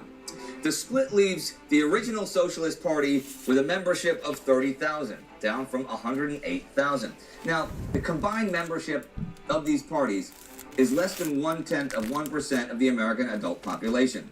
They do, admittedly, have a bigger reach than that. And there is a pretty vibrant market for radical literature. Justice Department records show that there are nearly 500 individual newspapers or periodicals nationwide which advocate violent revolution, although some of these only come out once or twice a year. Still, in normal circumstances, such a small political force might not cause that much alarm. These are not normal circumstances. The Soviet revolutions abroad and spectacular events such as the Seattle General Strike and the Galleanist bomb plots at home have brought the issue of radicalism to the forefront of the nation's mind. The sense of crisis is no doubt heightened by the racial violence spreading now throughout America. The Chicago race riot explodes this summer on July 27th and lasts into the beginning of August. 38 people, 23 black and 15 white, die, and over 500 are injured. It is the worst race riot in Chicago's history. How does it begin? Well, this decade has seen a huge migration of African Americans from south to north, known as the Great Migration. From 1916 to 1919, the African American population of Chicago increased from 44,000 to 109,000. And ethnic tensions run high, particularly on the south side where housing and work are scarce. Officially, the riot begins after a group of black teenagers drifts into a white swimming area at an unofficially segregated beach. One white man is so indignant at this that he begins throwing rocks at the teenagers, hitting one young boy, Eugene Williams, on the head and causing him to drown. In the aftermath, not only does a white police officer prevent his black colleague from arresting the killer, but arrests another black man instead. Anger over the injustice in the black communities and anger at this anger in sections of the white communities means that rioting soon spreads throughout the city. It lasts for 5 days and is primarily white gangs attacking blacks in black neighborhoods. In one grim instance, a Chicago streetcar is forced to a stop by a gang of white youths. The white driver and passengers are allowed to leave safely, but John Mills and a group of other blacks are dragged from it and brutally beaten. A huge crowd gathers to watch and cheer. Mills manages to escape but is chased down and is beaten to death. Black gangs also take part in violence, though, including murdering white bystanders like Casmero Lazzaroni, a 60-year-old street peddler who is stabbed to death by a group of young black men. The rioting ends days later after 6,000 National Guardsmen are stationed around the city's Black Belt to protect the area's mostly black residents from further violence. Around 1,000 people are left homeless by arson as well, since white rioters have pulled cables across the streets to prevent the fire department from coming through. This summer sees dozens of similar riots across the country in Washington, D.C., Omaha, Nebraska, Knoxville, Tennessee, and many more places. They may be started by impromptu lynch mobs, but they have a deeper cause as well. Just like in Chicago, many whites are angry at the demographic shift brought on by the Great Migration. Jobs and housing are scarce, and African Americans, they're an easy target for blame. When non-union blacks or Hispanics are used as strike breakers, They're attacked as scabs. At the same time, though, there are reports in the press that blacks and Bolsheviks are secretly colluding to bring down America. The period will become known as the Red Summer, referring to the blood, not communism. With all the riots and bombings and strikes going on, the U.S. government demands that Attorney General Palmer find and destroy the source of all this radical violence. It's also now personal for Palmer after the attempt on his life in the bombings, and in August, he organizes the General Intelligence Division within the Department of Justice and recruits a young law school graduate named J. Edgar Hoover to run it. Uses violence to fight fucking monster. Against empire even, makes his debut. Hell's too this fucking summer. good for that piece of In shit. fiction, that is. Zorro is created by pulp writer Johnston yeah. McCulley, making his first appearance in All Story Weekly in August.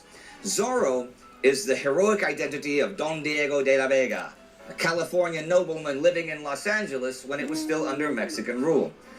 The dashing Bourgeois hero, right? But, you know. Common people against the tyranny of But he their did that. oppressors, humiliating the bumbling authorities, being himself far too clever and too cunning to ever be caught.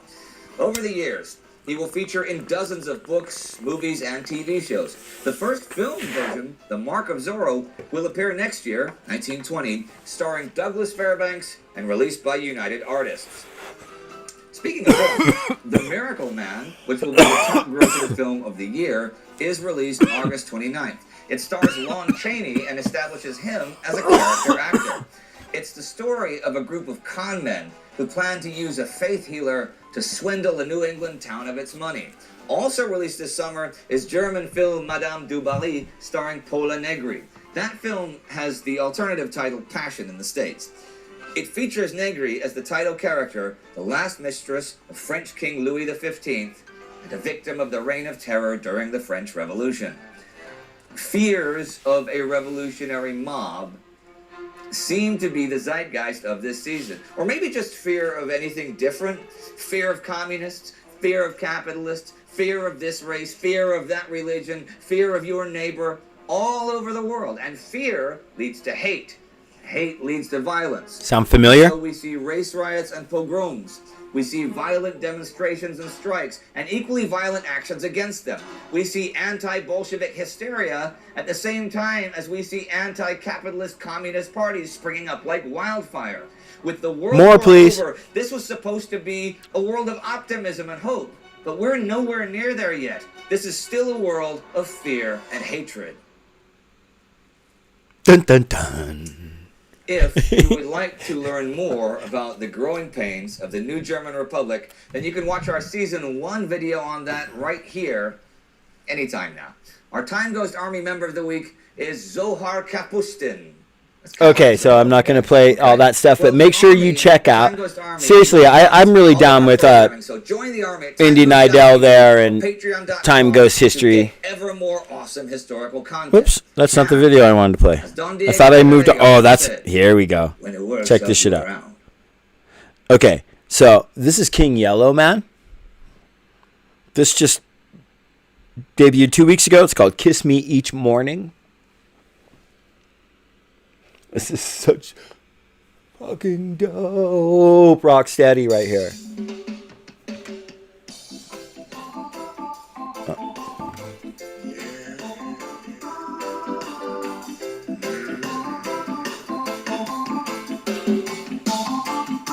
King Yellow Man. One time.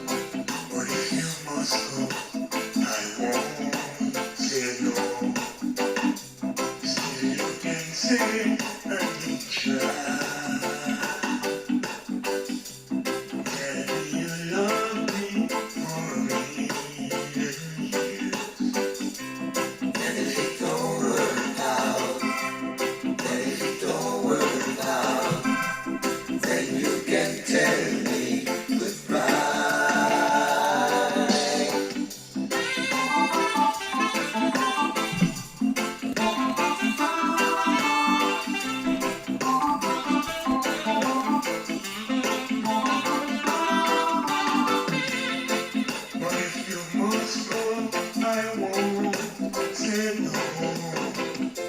Still you can say I need to try. But if you must go, I won't say no. Still you can say I need to try. Maybe you love me for me. And if it don't work out, then you can tell me goodbye.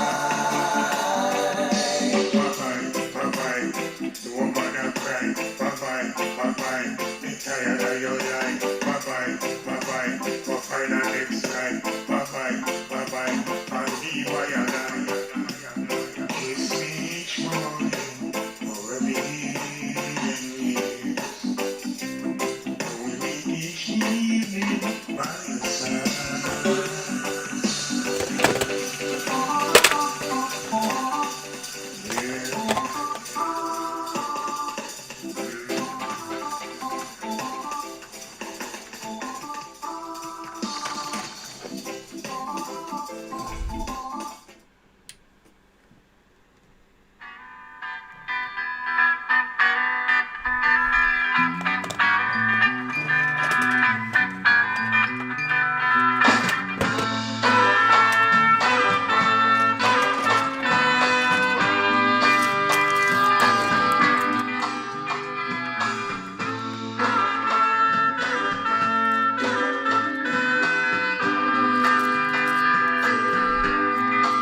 It's called Sweet Thing.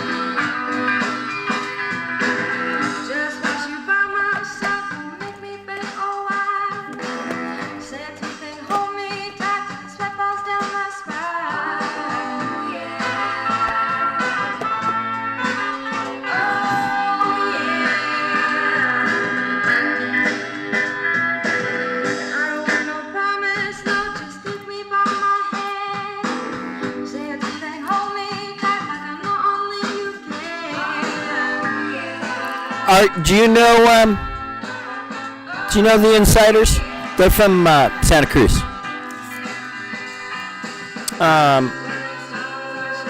Rick Kendrick on trumpet. Rick Kendrick, man, he books a lot of shows and shit down there too.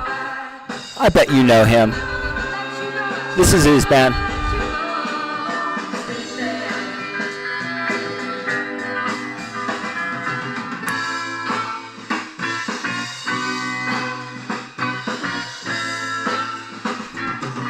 I'm also rewinding a video over here that I'm gonna queue up to play a few songs for us to watch and whatever. Oh, there it goes.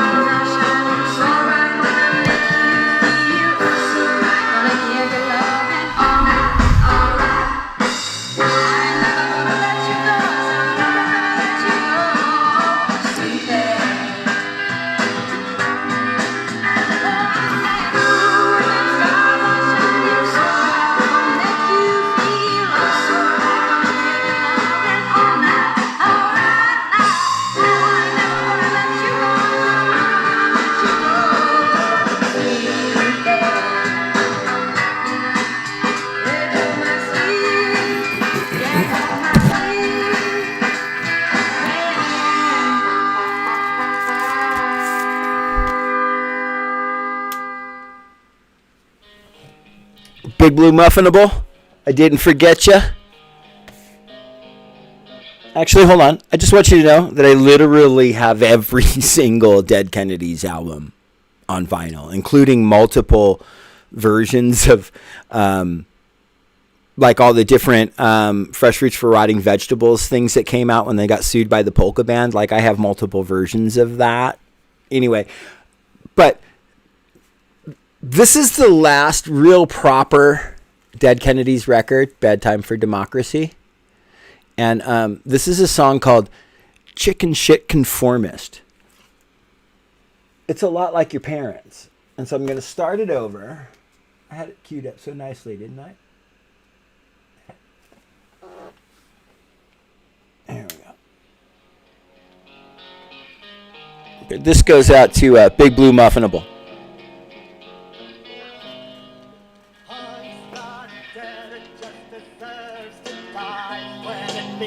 Another stale cartoon, a closed-minded, self-centered social club. Ideas don't matter, it's who you know. If the music's gotten boring, it's because of the people who want everyone to sound the same. Drive the bright people out of a so-called scene. All that's left is just a meaningless fad. So fucking true, man.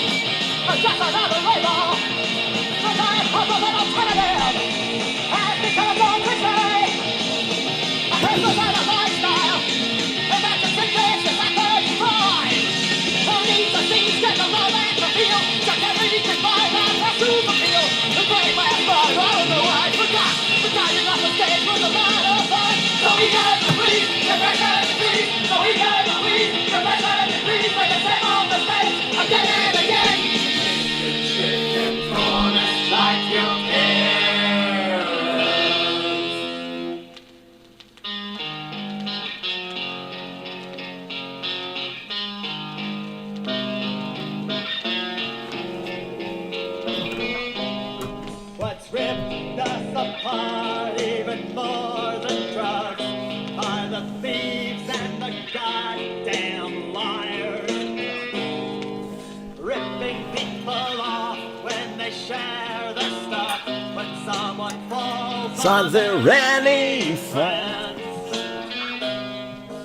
Harder core than thou for a year or two. Then it's time to get a real job. Others stay home, it's no fun to go out when the gates are wrecked by gangs and thugs. When the thugs form bands, look who gets record deals. The New York metal labels looking to scam.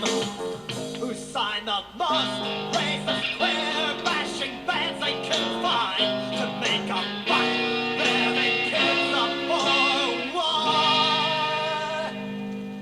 What all I know, only a traffic and approval. Unity is bullshit.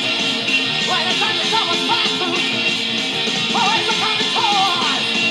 Too many classes and we talk about themselves. Agree with us on everything, or we won't have with anything. That kind of attitude is like a sprinkle white. Guess who's laughing? One more of these folks. When we're all laughing, but that's all for myself. So we get the police, the better the police. So we get the police, the better the police. Like the same old mistake, again and again. Check it, boys, like it has.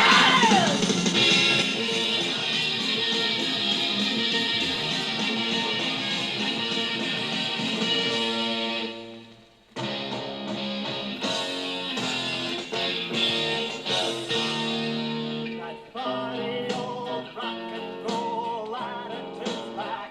It's competition, man. We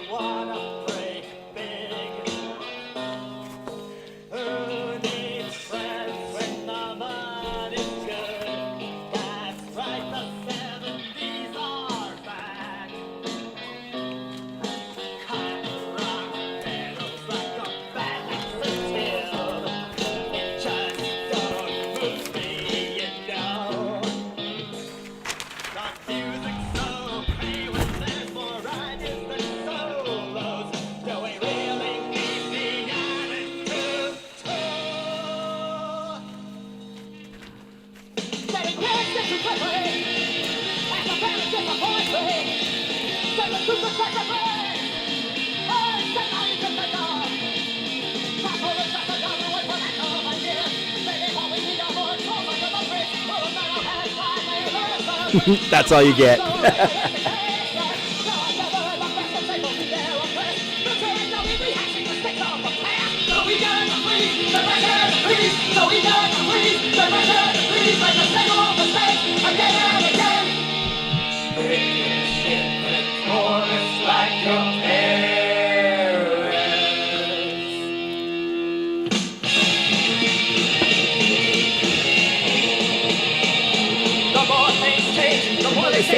We can go and we won't criticize ourselves. Can you go say the 70s sucked? You got quick and dig the same hole.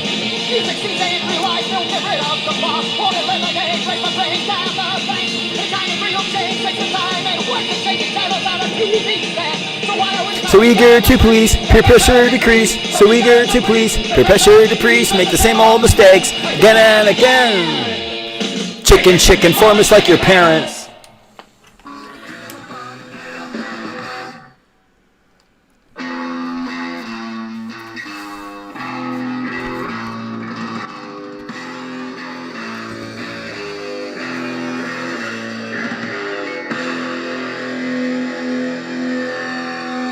Sort of no means no. It's the people from no means no. Coach Mercer wants to see you in his office now. Bring your playbook.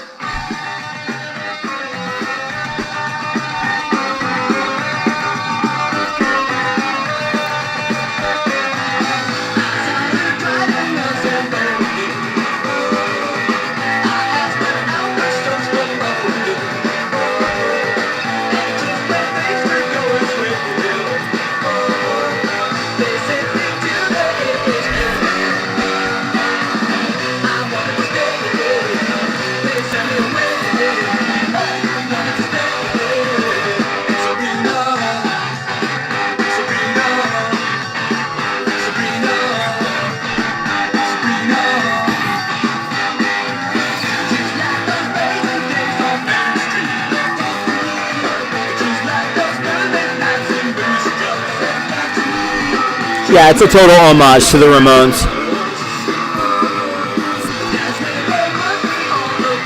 The cover.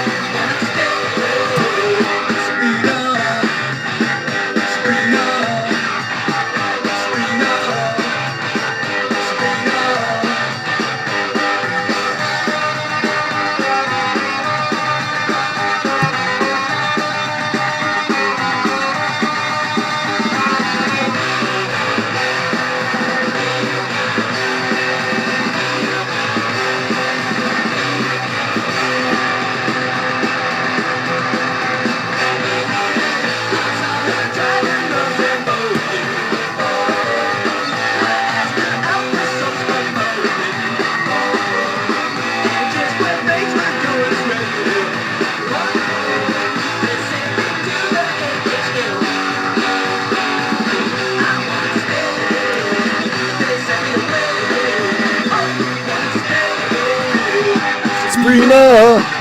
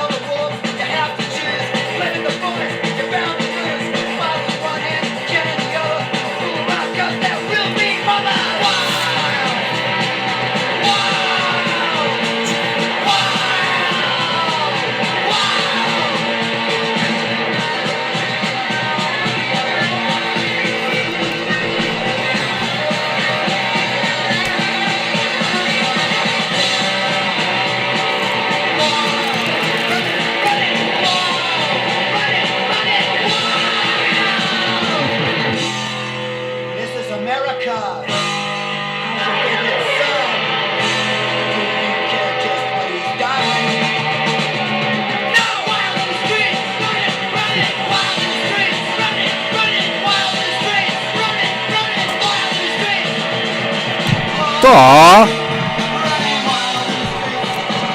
All this love while I got Cheez-Its in my mouth. I so much appreciate you guys being here. I'm having such a good time just hanging out and playing records, and it means a hell of a lot to me that you guys enjoy it, man. Just, wow. How cool is that? But I also, check it out. And, you can compare me to Keith Morris. One of the things that, this is the record I'm about to play. One of the things I always liked about early punk rock and the early LA punks was this just sort of, yeah, whatever, dude. Like, you're totally full of shit. And here's why. And fuck you. And I'm just going to go about my own shit now. I mean, that was the school upon which I was raised. Straight up, man. So for you to say that I remind you of Keith Morris, that's really fucking cool. I appreciate that. For real. Big Blue Muffinable. The fact that we're a part of your self-care day, that means a lot to me. No, and that's no bullshit. Like, that's got to be about one of the best fucking compliments you could give me. And anyone on this project, I think everyone on the Punks for Progress project would agree with that. That, like, we made your self-care day enjoyable. Psh. That's dope. Wow. Thank you for that. Thank you for letting me know that. And I'm humbled that could do that for you. Anyway, look, check it out. This is Reagan Youth. We'll go back over here so you can watch some punk rock movie. That's what it's literally called. But this is Degenerated by Reagan Youth. I should probably clarify for people who haven't heard Reagan Youth. Long before the intrawebs, Reagan Youth was trolling some right-wing motherfuckers with style. Up until just recently, some of you might have saw about a year ago, some fucking Proud Boys showed up to a Reagan Youth fucking show thinking that they were gonna run their right wing mouth, and because we're punk now, Proud Boys, and dirt, and got what was coming to them handed to them, and as much as I respect the plight that Ilhan Omar has been forced to deal with, she did not invent the term fuck around and find out. But some fool showed up to a Reagan Youth show just even recently. Like, I do search. It's worth the search if you haven't seen it. But yeah, there's just the opening to this song may sound like something that like racist shit might like, but it's trolling them. It's in total sarcasm, and literally they were trolling before trolling was trolling. So anyway, Reagan Youth, Degenerated. Just think that I want to see my boy. Anybody see my boy? No. Hey, yo, my goddamn daughter's man, too. What the fuck happened? Hey, what you doing up there, goddamn son? Big Daddy coming out. You cut out with the D and the shit.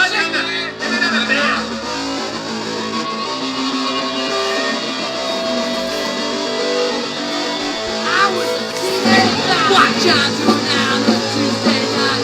John, get right. Johnny just don't understand. John don't care. That was wrong. Don't have to get fucking strong. And prove that he's on man. John waits days in that road. He's a teen flexible. Getting it high, prove that he's cool. Johnny hates the things he says to me.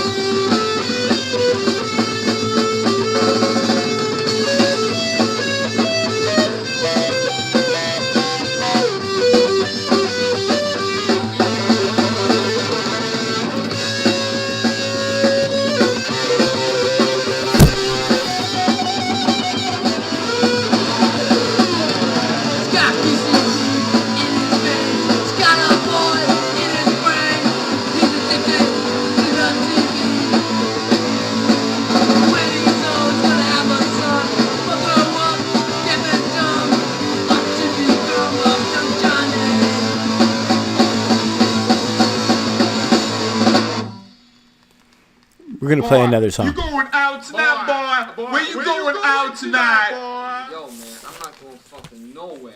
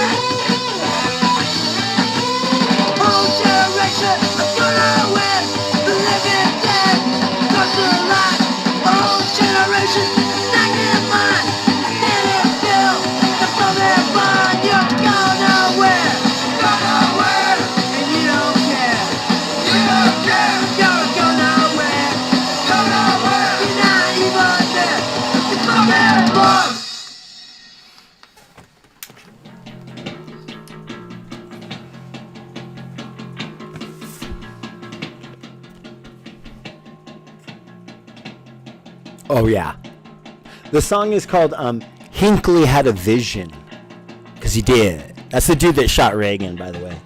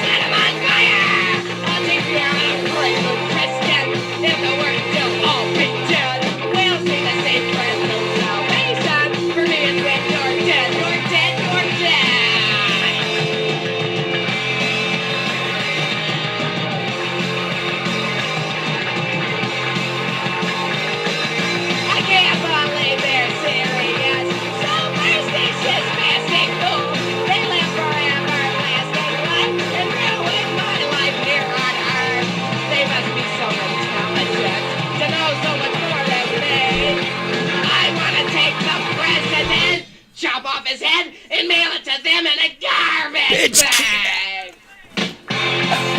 Hinckley had a vision. Hinckley had a vision. Hinckley had a vision. Hinckley had a vision. Hinckley had a vision. Hinckley had a vision. Hinckley had a vision. Hinckley had a vision.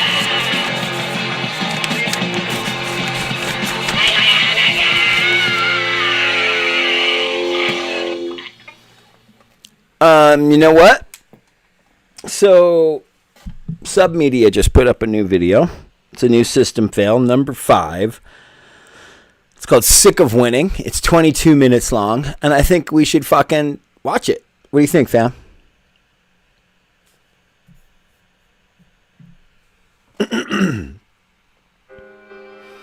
Hold on a minute. Go there. I'm going to have to take this.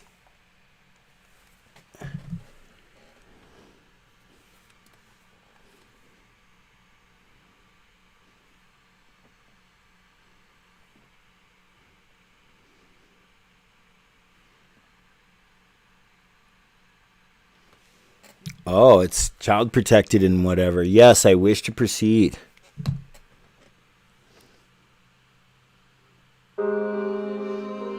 Okay, so this is brand new from Submedia. Make sure to sub them on YouTube.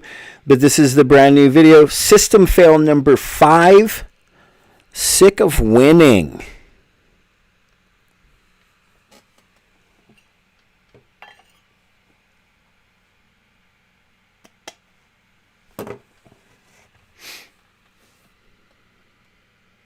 At least I think it is.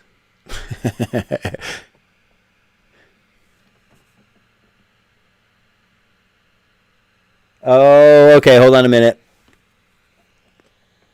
We're gonna I'm gonna have to play a song real quick because it did a thing that it does.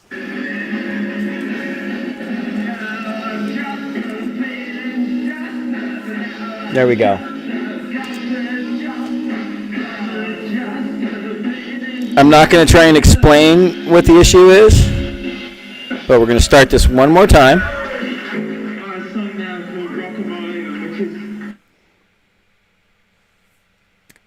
And this should make it happen. This should be the thing where things happen and we actually watch Submedia's new video, System Fail number 5. Sick of winning. On the YouTubes. So you can watch this too, but we're going to watch it together. Oh, it's again asking if I wish to proceed, and I do.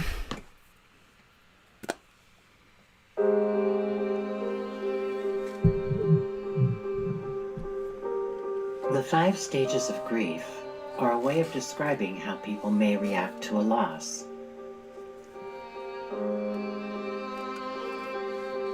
The media said Joe Biden's president. Ha ha ha ha.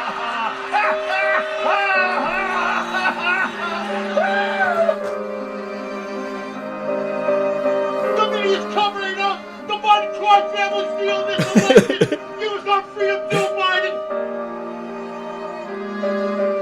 For angels are being released right now. Angels are being dispatched right now. They're barking. This is so good. Depression, here we go. This fucking pig right here. Check this fucking.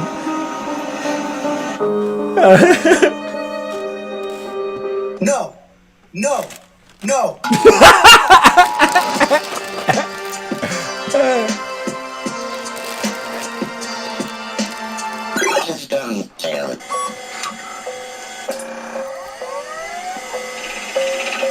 Oh, hello. Welcome to System Fail, the show that dances like nobody's watching.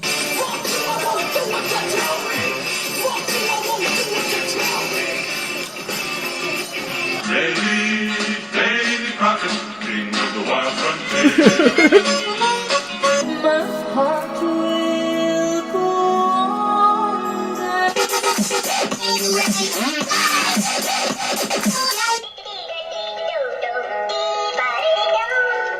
The grueling, 2-year-long spectacle of the US presidential campaign drew to an official close on Tuesday, November 3rd. I don't want to say I hated every minute of it, but I literally hated every minute. During the weeks leading up to election night, tens of millions of Americans cast ballots, indicating which kleptocratic septuagenarian they would rather be ruled by for the next 4 years. Would you rather get punched in the face or get slapped in the face hard? Well, slapped, innit? You'd rather get slapped.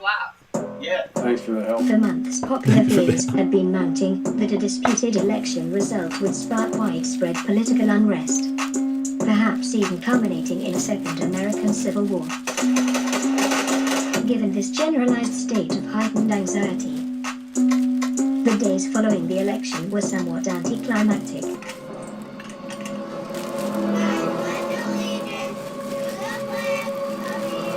These fucking scum. Our government is in the midst of a coup. They're trying to turn us into some sort of socialist government, a new form of government.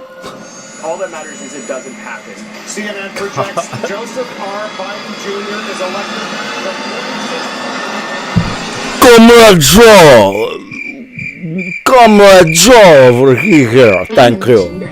A small crew of proud boys, including their national chairman, Enrique Tarrio, were out drinking at a DC bar with Beverly Beatty, a conservative Christian activist best known for repeatedly painting over the Black Lives Matter street mural in New York. They say Black Lives Matter, right?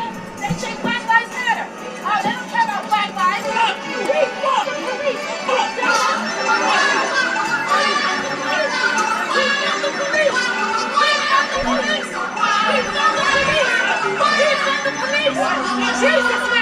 At around 2:30 in the morning, pumped up from Trump's win in Florida, and chock full of liquid courage, the group picked a fight with some local youth, and promptly got themselves stabbed.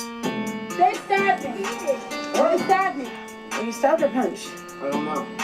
with the amount of blood that came. Oh my god, you've got tons of blood coming out of your neck. Yes, I do. As many commentators and political analysts had predicted, no winner was declared on election night. This election is not over. Far from it. It would be 4 days before enough votes had been tallied to project a winner. While this delay did not result in mass political upheaval, as some had predicted, protests did take place, leading to several skirmishes and dozens of arrests in several of the country's so-called anarchist jurisdictions.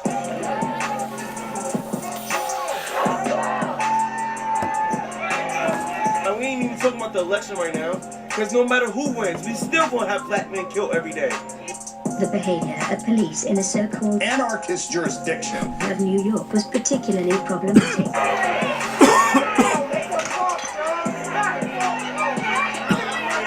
In the so-called anarchist jurisdiction of Portland, locals continued their nightly tradition of rioting, prompting Governor Kate Brown to call in the comrades of the National Guard. Oh, bella ciao, bella ciao. Bella ciao, ciao, ciao.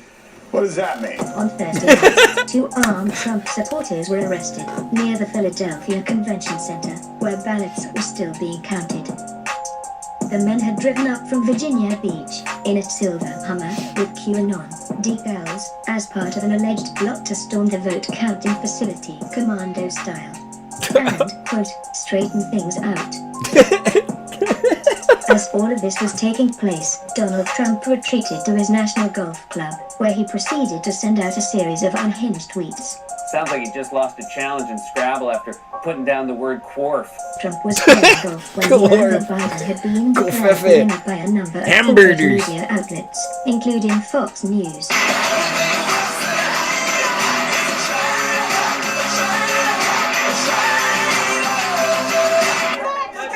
I don't even watch Fox anymore. What's your main source of information?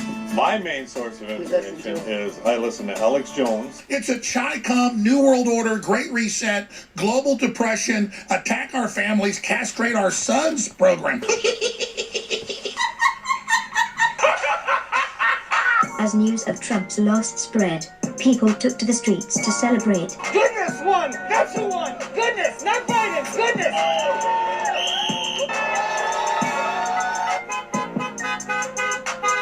The spontaneous outpouring of emotion is a defining human trait, and it is predictable that many humans would express relief and jubilation upon hearing news of Trump's apparent defeat. It's over! Best day of my life! But as an AI-powered automaton who is not programmed to feel relief, it falls on me to remind viewers that a Donald Trump loss also means a Joe Biden victory. We did it! We did it, Joe! You're gonna be the next president of the United States. Biden is often presented as a quasi-senile old man who is prone to verbal gaffes. Poor kids are just as bright and just as talented as white kids. Someone who is out of touch, a bit creepy, but ultimately harmless. I love kids jumping on my lap. Oh, dude! This caricature papers over the functional role that he plays within the Democratic Party establishment, his status as the favored candidate of Wall Street and finance capital, and his decades-long career as a foreign and domestic policy hawk. Biden's 1994 crime bill helped fuel mass incarceration with financial incentives to keep people behind bars. We have predators on our streets. We have no choice but to take them out of society. I like the idea to keep in jail longer. I'm the guy that wrote the bill requiring federal judges to keep people in jail. Yeah, you are, you piece of shit. To be concerned about Saddam Hussein's relentless pursuit of weapons of mass destruction. There you are, you war hawk piece of shit.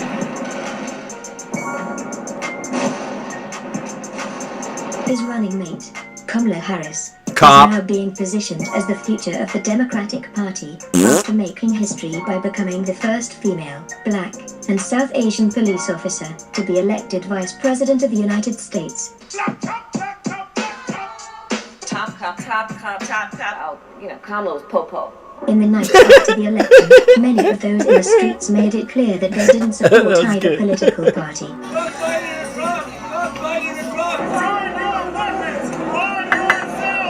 But as the days passed, and a Biden-Harris victory began to come into clearer focus, the Democrats' messaging of count every vote became more prominent at marches and rallies.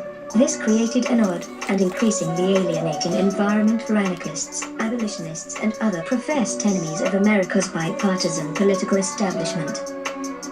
Anarchists who had been physically and mentally preparing themselves to confront and fight back a fascist coup d'etat soon discovered that the internal democratic mechanisms of the most powerful state in the world were more than up to the task. They're not going to have any success in stopping the vote counting. There is no basis in law. I think if our message to global investors with America is not a legitimate democracy anymore, I think we'd be doing a lot worse than down 1,000 points today. Judges around the country tossing out some 30 cases. A growing number of Republicans now acknowledge it's time to move on. This realization no doubt affected attendance at the so-called Million MAGA March, which took place in Washington, D.C. on Sunday, November 14th.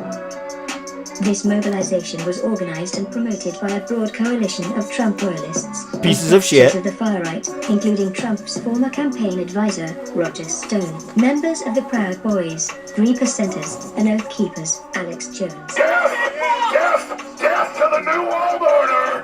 And white nationalists associated with the so-called Groyper Army, such as Nick Fuentes, and former American Identity Movement leader, Patrick Casey. We're all going to be out there in D.C. Who's going to be out there in D.C.? A related event, called the March for Trump, was promoted by Fox News, White House Press Secretary Kayleigh McEnany, and Trump himself.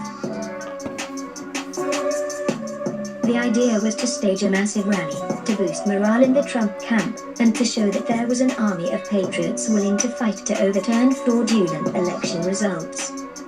Yet even with all its free advertising, the largest display of far-right unity since Charlottesville, and the fate of the presidency hanging in the balance, the rally was only able to pull out somewhere between 10,000 and 20,000 people. And that's not really our fault, because the last time that there was some kind of dissident right rally or demonstration, we all know how that went, and the last one that I participated in. Despite the smaller than expected turnout, those who did show up were agitated and spoiling for a fight.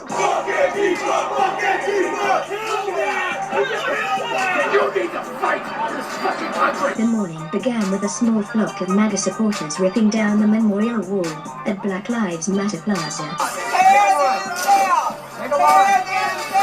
Throughout the day, there were sporadic fistfights and physical attacks on journalists. I just know that I got hit in the head, and I started yelling like, I'm press, and then they were just kind of like, you fake news people, we're helping you steal his freedom, and it will not be. Later that night, a crowd of approximately 200 Proud Boys returned to Black Lives Matter Plaza and attacked a vastly outnumbered group of anti-fascists and BLM supporters. In the process, 3 people were stabbed, and 1 person was sent to the hospital in critical condition. The Proud Boys-led crowd also targeted women, queer and trans people, in a violent, testosterone-fueled display of wounded masculinity.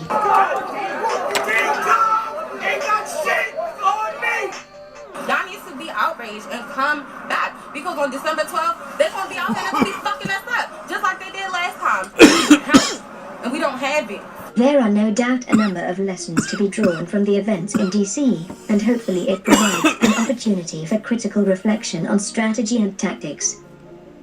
This is important, as the country is already facing a series of painful, deepening and interconnected crises, and things don't look like they're going to be improving anytime soon. Oh, this fucking shit!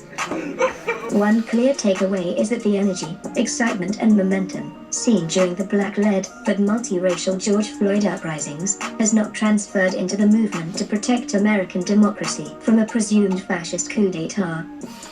To learn more about why things played out this way, I recently caught up with anarchist writer, insurrectionist strategist, and author of The Master's Tools, Tom Nomad.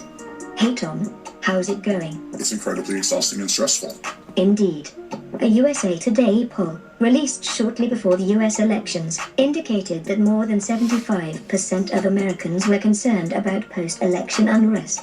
This largely failed to materialize. Why do you think this is? And what do you make of this discrepancy between people's fears and the reality of what has taken place? I think that there's a number of reasons why that happened the way that it did.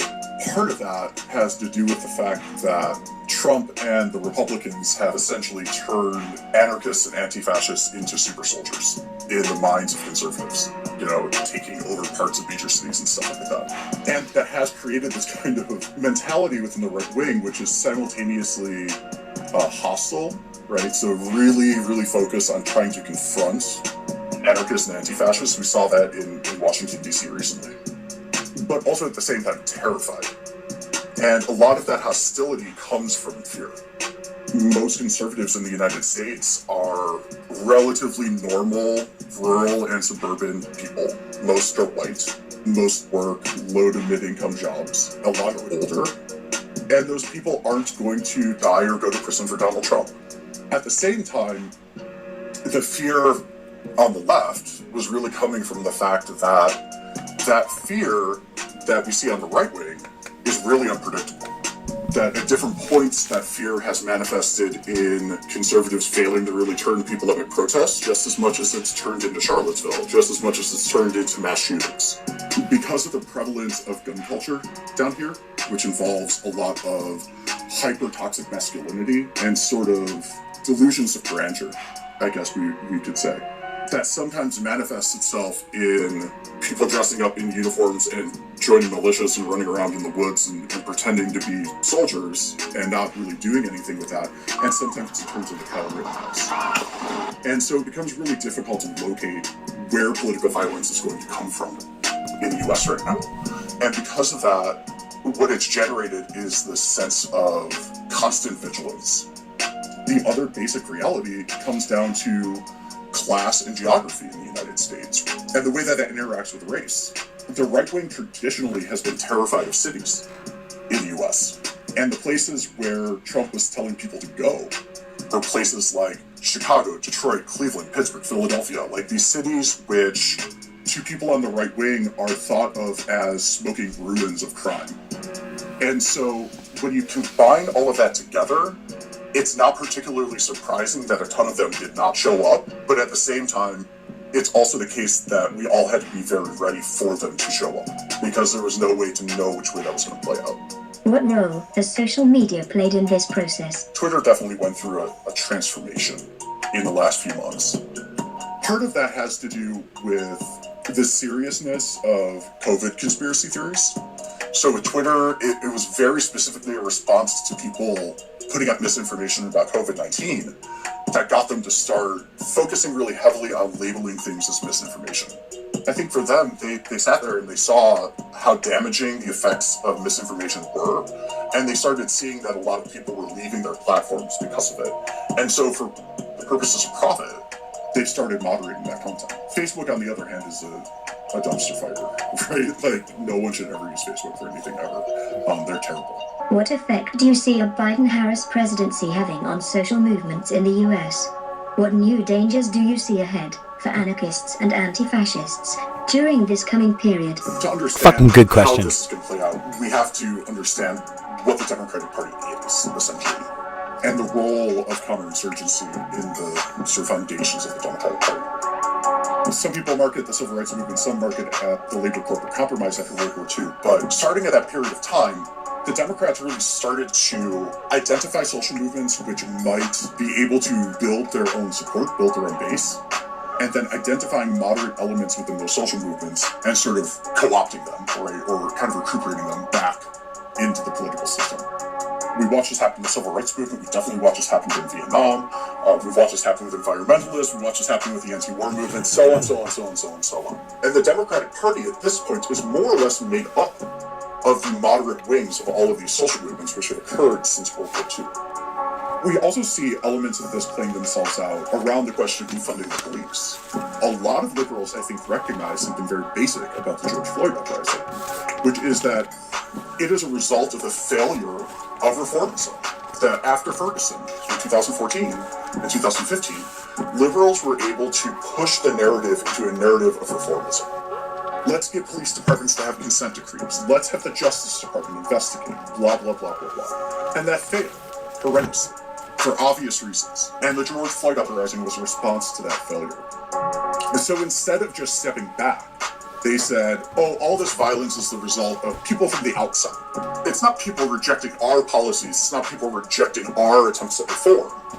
It's outside agitators. It's white nationalists. It's boogaloo boys, and so on, so on, so on. And that played itself out in almost exactly the same way all around the U.S. And again, that gives them justification to crack down. So I think that it is very likely that we are going to see a situation in which the FBI comes after us, in which the FBI is used as a mechanism to destroy the militant fringe of the uprising that's happening right now, partially because it threatens the continuity of the American state, which it legitimately does, which is not something I think I could have ever said at any point in time before this, at least since I've been alive, but also because it is absolutely fundamentally necessary to create the carrot and stick scenario that they need to be able to co-opt the moderate elements of all of these sort of political initiatives that are happening in the streets right now. Is there anything else you'd like to add? As we're kind of leaving a Trump administration going into a Biden administration, really the question that we have to ask ourselves is, how do we move away from that constant process of response where we're moving from outrage to outrage to outrage, and how do we start to move into a trajectory where we are able to dictate the pace of action, and we are able to do that on a granular, local, tactical level? In other words, we have to move from a position of activism to one essentially of insurgency, right? We have to really focus on this idea that we are not fighting an abstract enemy. We are engaged in an open material struggle with the state. And we have to think about it on that level. And what that means is we have to abandon this kind of reactionary posture of activism and start to think of ourselves as what we are, which is antagonists and as insurgents in a circumstance which is not particularly conducive to that. And our task is not to necessarily get everyone to agree with our ideas, but it's to create the political circumstances for us to achieve our objectives. Thanks, Tom. We've now reached the end of this episode of System Fail. An extended version of my interview with Tom Nomad will soon be available on Submedia's brand new Circle 8 podcast. You can find it via your favorite podcast service, or by checking it out on our website, sub.media/circle-a. My lazy, human producers are taking off the entire month of December, meaning that I will be back sometime in January. To support Submedia, consider making a one-time donation or signing up to be a monthly sustainer at sub.media/donate. You can also support us by buying some of our merchandise at sub.media/gear. Be sure and follow us on your corporate data mining platform of choice. Just search for Submedia, or better yet, sign up to our mailing list and get every new episode delivered directly to your inbox. Godspeed, humans.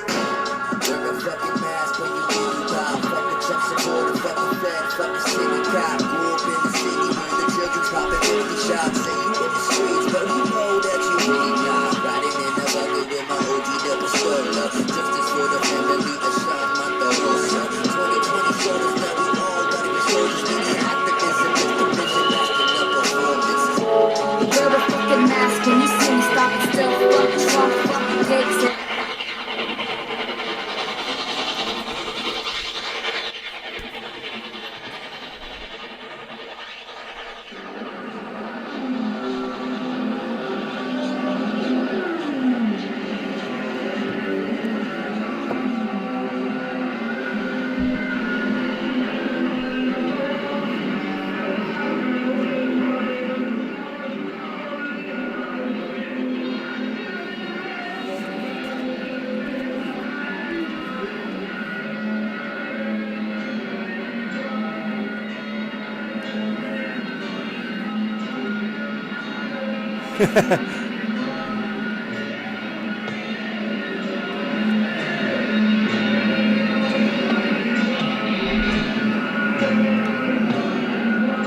Actually, hold on a second. We'll listen to the Heartbreakers do Chinese rock.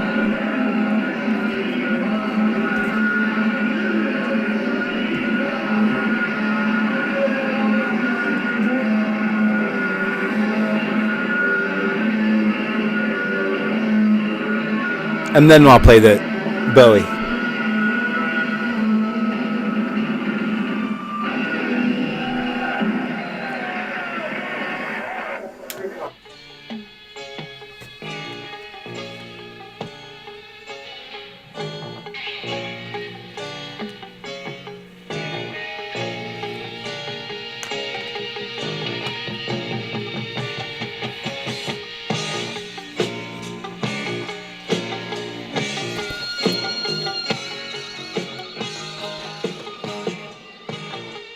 That's the video we're watching, by the way.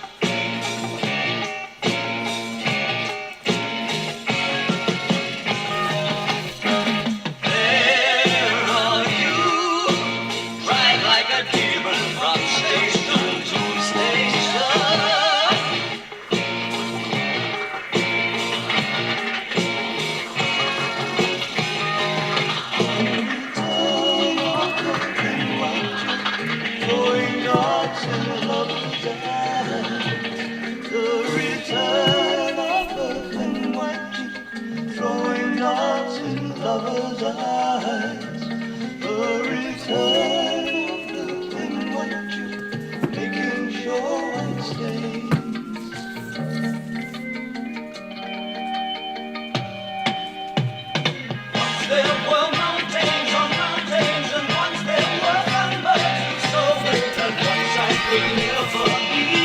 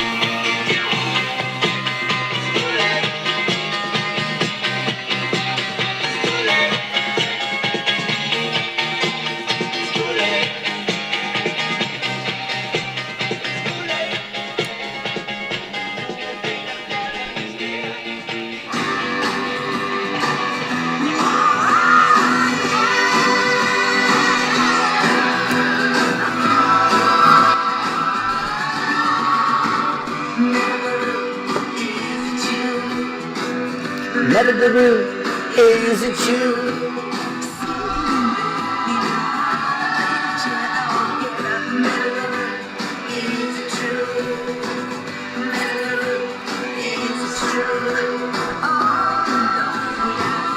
I painted a thing.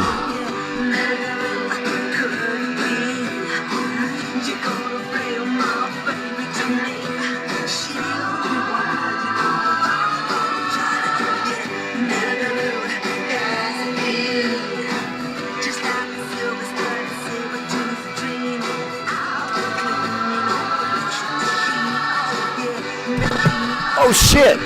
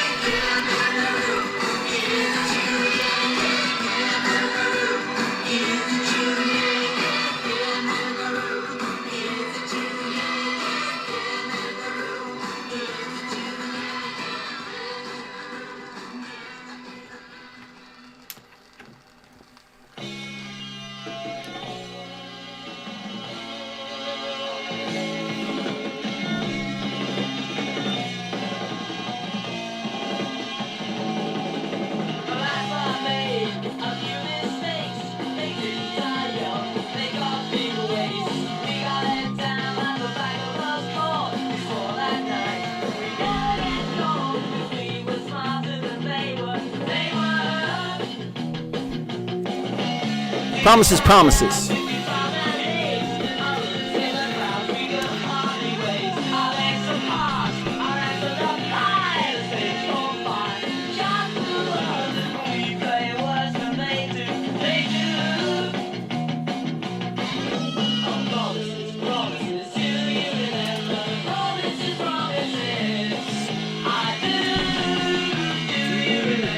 Promises, promises. I do.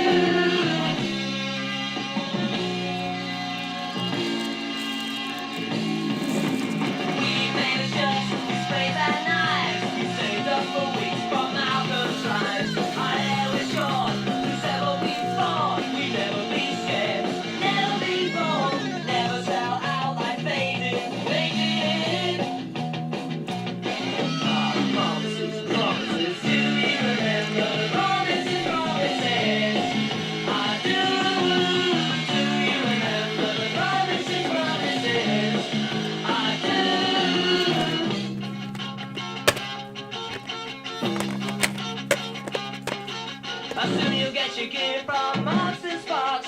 Hogs will take over top of the box. I think you're having a real cool time. Watch out, kid, you're next in line. Oh yeah. Do you remember the promises, promises? I do.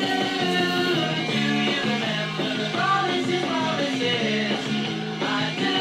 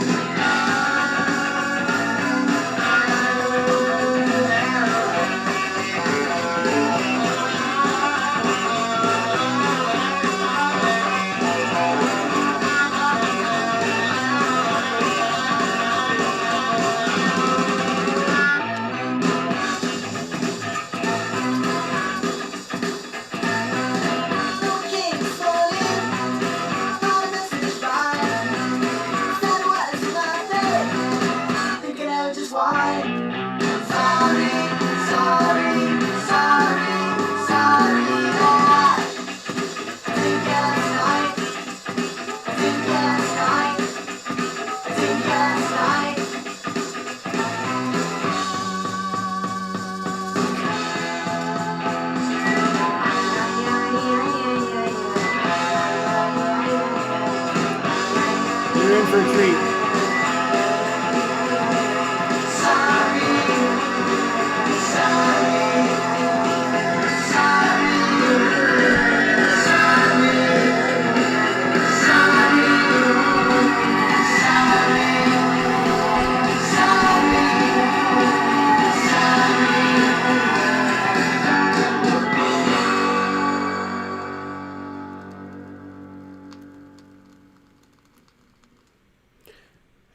All right, so this is what I want to do. I've got a thing queued up over here on the VCRs with the TVs and whatnot, and it's a movie, and I want to hang out and watch it with you. It's a fucking cool movie. It's called Straight to Hell. It's got the Pogues in it. It's got Joe Strummer in it. It's got people from the Circle Jerks in it. It's a Penelope Spheres film about banditos and bandilleros and people who have lost all hope and need espresso and gunfight and to claim territory. And it's a fucking cool movie. But what I want to do is stop this stream, chill for about 10, 15 minutes, give everybody a chance to regroup. At 5:45, which would be basically 10 minutes from when I stop this stream, I'll restart it, do a little introduction, and then we'll watch the movie, Straight to Hell, and we'll hang out. This just makes it easier for me to separate, like if I want to clip stuff from this earlier video. I've been streaming for about 3.5 hours.